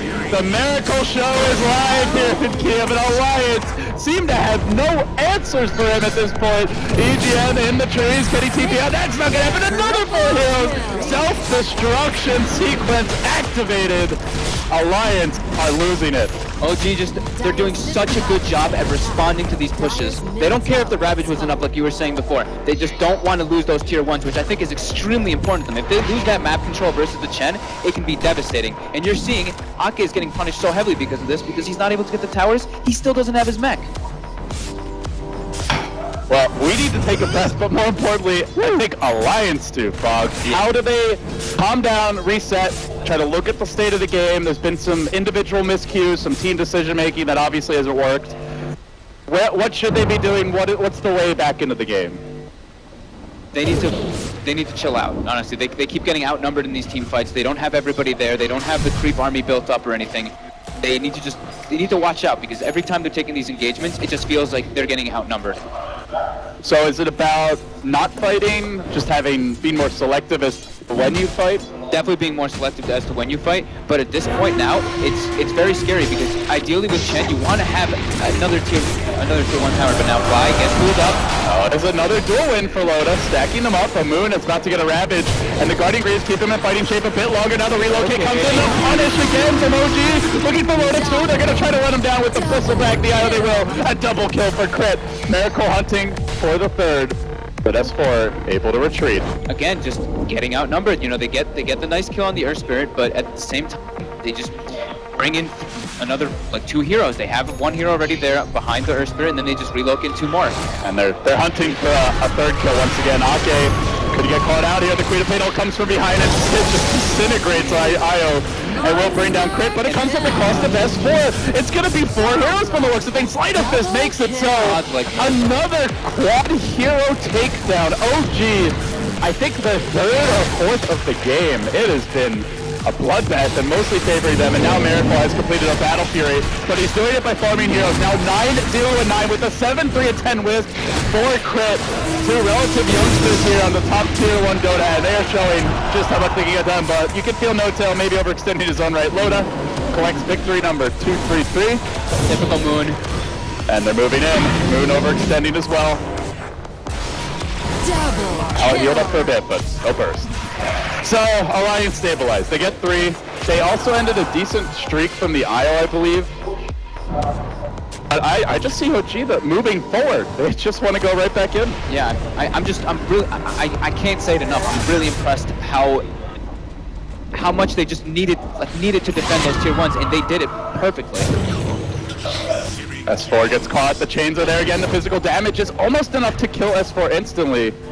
He could have gone for the Remnant into Slight, but he wants to play it safe. Miracle, oh, another Slight, gets troll trapped, kept away out the Roshan pit. There's also action breaking out.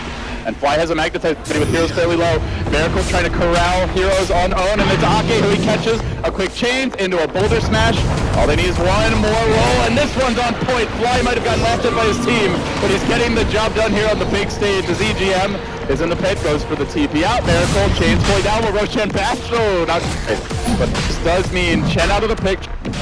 Back to the well with OG, Martin pit, and they have an item that has been mostly forgotten. It's a medallion, and in this case, to be big. Look at the Alliance though. They sweep around, trying to set up. They have a level 2 Queen of Pain ult. Can they maybe steal the Roshan? S4 went Can they find a way into this pit? It seems no. They'll forfeit it, and Miracle, who's already been almost impossible to kill. In fact, so far hasn't died. Gets even harder to kill. Huge wins coming out there for OG. This is such an intense back and forth game, but it is starting to pull away for OG now. With the Roshan kill, about a 7,500 gold lead, closing in on and possibly even peaking over a 10,000 experience lead. And the way Alliance have itemized as well, it's not as much for the late game. It's a Blade Mail Blink Dagger Legion Commander. There's no Radiance inside the Baron. Here we go. The kills that they need. Lona Blinky Fort, 62 dual victory damage, but might get punished. The Ravage connects on 2. They want S4. Dual Scepters there. It's gonna need one auto attack. Sleight of Fist. Chains Miracle again. Shutting down S4. 1 and 7 to the 9, 0 and 11 of Miracle. We can clearly see us at the upper hand in that particular matchup, and Lona will be next. 2 cores down for support Earth Spirit. Fly is going to take that trade all the way to the bank. He even finishes up the Mjolnir in this instance on Bulldog. It limits the comeback options pretty severely for Alliance. Means they need to be taking some fight victories. Haven't seen too many, as Moon will get caught out by the Oracle, throwing in the Fortune's End. They kill the bear. But they might kill the bear. With the medallion, it's a lot easier to bring down. He's avoiding the Savage Roar. Nice play there by No-Tail. And that's 300 gold and experience going OG's way. A tier 1 as well. Maybe a tier 2, but they do not have the Ravage for now. I really don't feel like this 1 in 5 on No-Tail is attributing to what he's been doing this game. He's actually had a lot of commitment and a lot of just plays coming out for him. Just leveling up the goo early on, getting the kill on Lone Druid, as well as his rotations all over the place. He's just that meaty frontliner that ends up dying, but he's doing a lot of work. An extra death early, they lose that tier 1 sooner, or even if he just doesn't have as good a time in the lane, and then suddenly Alliance is snowballing a little bit more. Maybe Bulldog doesn't feel like he has to get so much done in the lane, goes for a different build. Definitely a case where the butterfly effect should be considered. Yeah. But OG take the tier 2 now. Closing in down the stretch. Miracle. Gonna have a Linken's before this Aegis expires, almost certainly. And then how do you kill him? The Blink Duel has been the tool for Alliance to lock him down. But even then, they haven't killed him. Right. They got really close top, but imagine him with the Linken's. Yeah. How do you do it? This is looking quite grim right now for Alliance, but they're just going to still try to keep in it. S4 has just got to flip push on, keep the lanes out of the map. So with the advantage OG has acquired here, is there a point soon where they need to or want to think about breaking the base, or should they be taking that slower approach? I think they can take as slow as an approach as they want in this game. They have an ancient stack that they can do whenever they want. They have multiple different areas that they can farm all over the place, and Alliance is going to have no way to kill Miracle now that he has that Linken's finished up. They can take their time. They have the late game. I mean, look at this. He's solo pushing mid to the enemy base. Nobody even in the neighborhood. He's aggressively diving EGM. Sure, he's got Aegis Linken's, but it's not just the items he has. It's the way he's able to use them so offensively. Yeah, I really don't think that OG is in any rush at this point. They move off as a pack of 4 into their own woods, but it doesn't seem smoke gank's in order. Just a farm gank. They'll kill those neutral creeps. Get him. They have to farm together. Yeah, you go off on your own, you're getting relocate ganks. He's gonna get outnumbered. Ember might solo kill anyone, aside from Lone Druid maybe. Dyer's top So they're playing it safe. But it is resulting in an ever-growing chasm of farm advantage here. OG slowly excavating. Alliance continue to find themselves just a little bit more in the hole, bit by bit. Looks like they want to threaten him. Moon Blake's in, and he was thinking about a Ravage when I was score. But Fly was not quite in range. Fly's getting into position now, though. They can go for this, waiting for the boulder smash to see if it connects. It won't. And meanwhile, bottom, Miracles come for the rear flank. Drops a Remnant, still holds the Aegis. They will commit the duel. They don't get the link. It's the reinforcements have arrived. They get shredded quickly for the damage of No-Tail. And Alliance find themselves on the run. Round 2 comes through. How do they kill an Ember? A second time, he jumps forward, and it's right where Ake is retreating, so he's going to look to finish him off. Bulldog getting controlled, kited, and smacked down by an angry Armadillo as OG extend their lead by another 2 kills.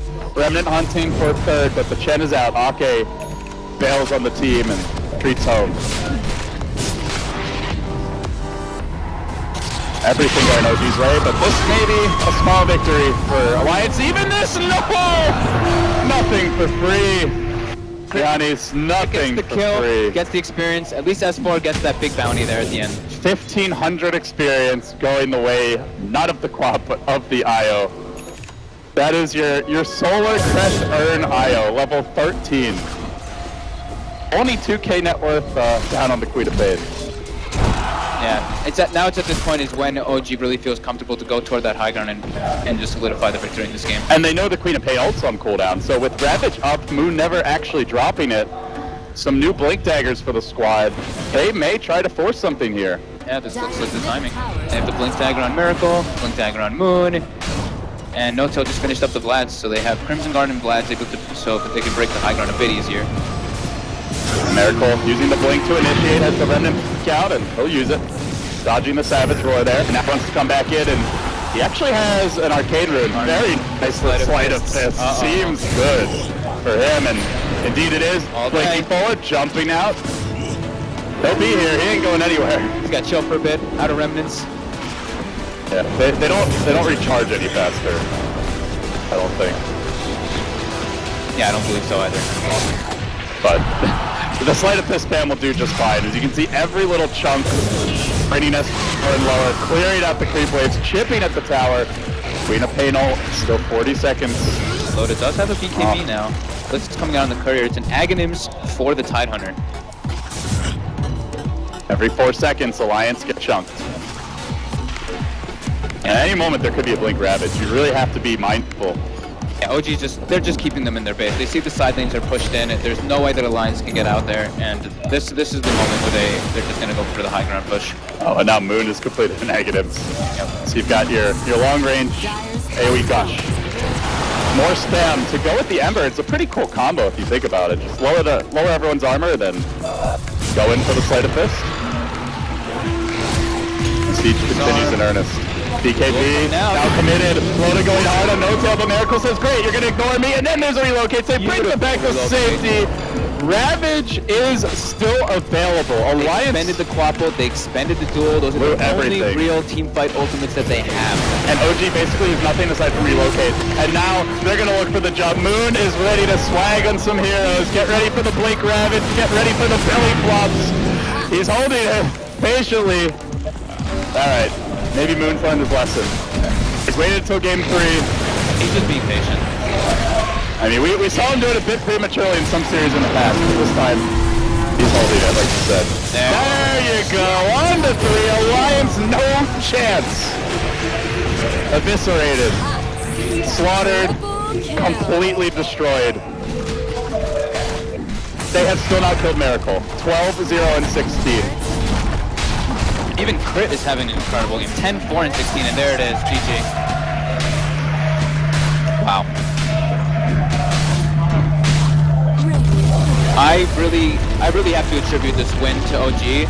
just because of how keen they were on defending those tier 1 towers. Like we were both kind of saying, they didn't have Ravage, but it didn't really matter. They were just like, if we lose these towers, that's the only way that Alliance can win this game. They have the early game push. They have this very heavy pushing lineup. They don't have any team fight ultimates. If we're just able to hang on to this game, hang on to our tier 1 towers, we're gonna just close this out. How scared are you of this OG team? Do you see weaknesses? Do you see like a particular strategy the team should be taking towards them? Game 2, Alliance was pretty comfortable, but Miracle got the Ember this game, and it just seemed like they had no tools to deal with it. Yeah, I'm really not too sure. They're looking really solid right now, and when they get the heroes that they're comfortable on, you see what happens. And they will be playing Vici Gaming Reborn next, so looking forward a bit to that match, which I believe is the next match coming up. Yeah. Who do you favor? Is there a clear favorite, or do you think this is more of an even showdown? I'm gonna say I favor OG just a bit because Miracle has been so dominant, I guess, in that mid lane, and they give him a lot of help. So I'm a little worried for Mikasa because they don't really help him out too much. Well, apparently, No, who their mid player who didn't get his passport, stayed home. But we've got an interview. Here we go.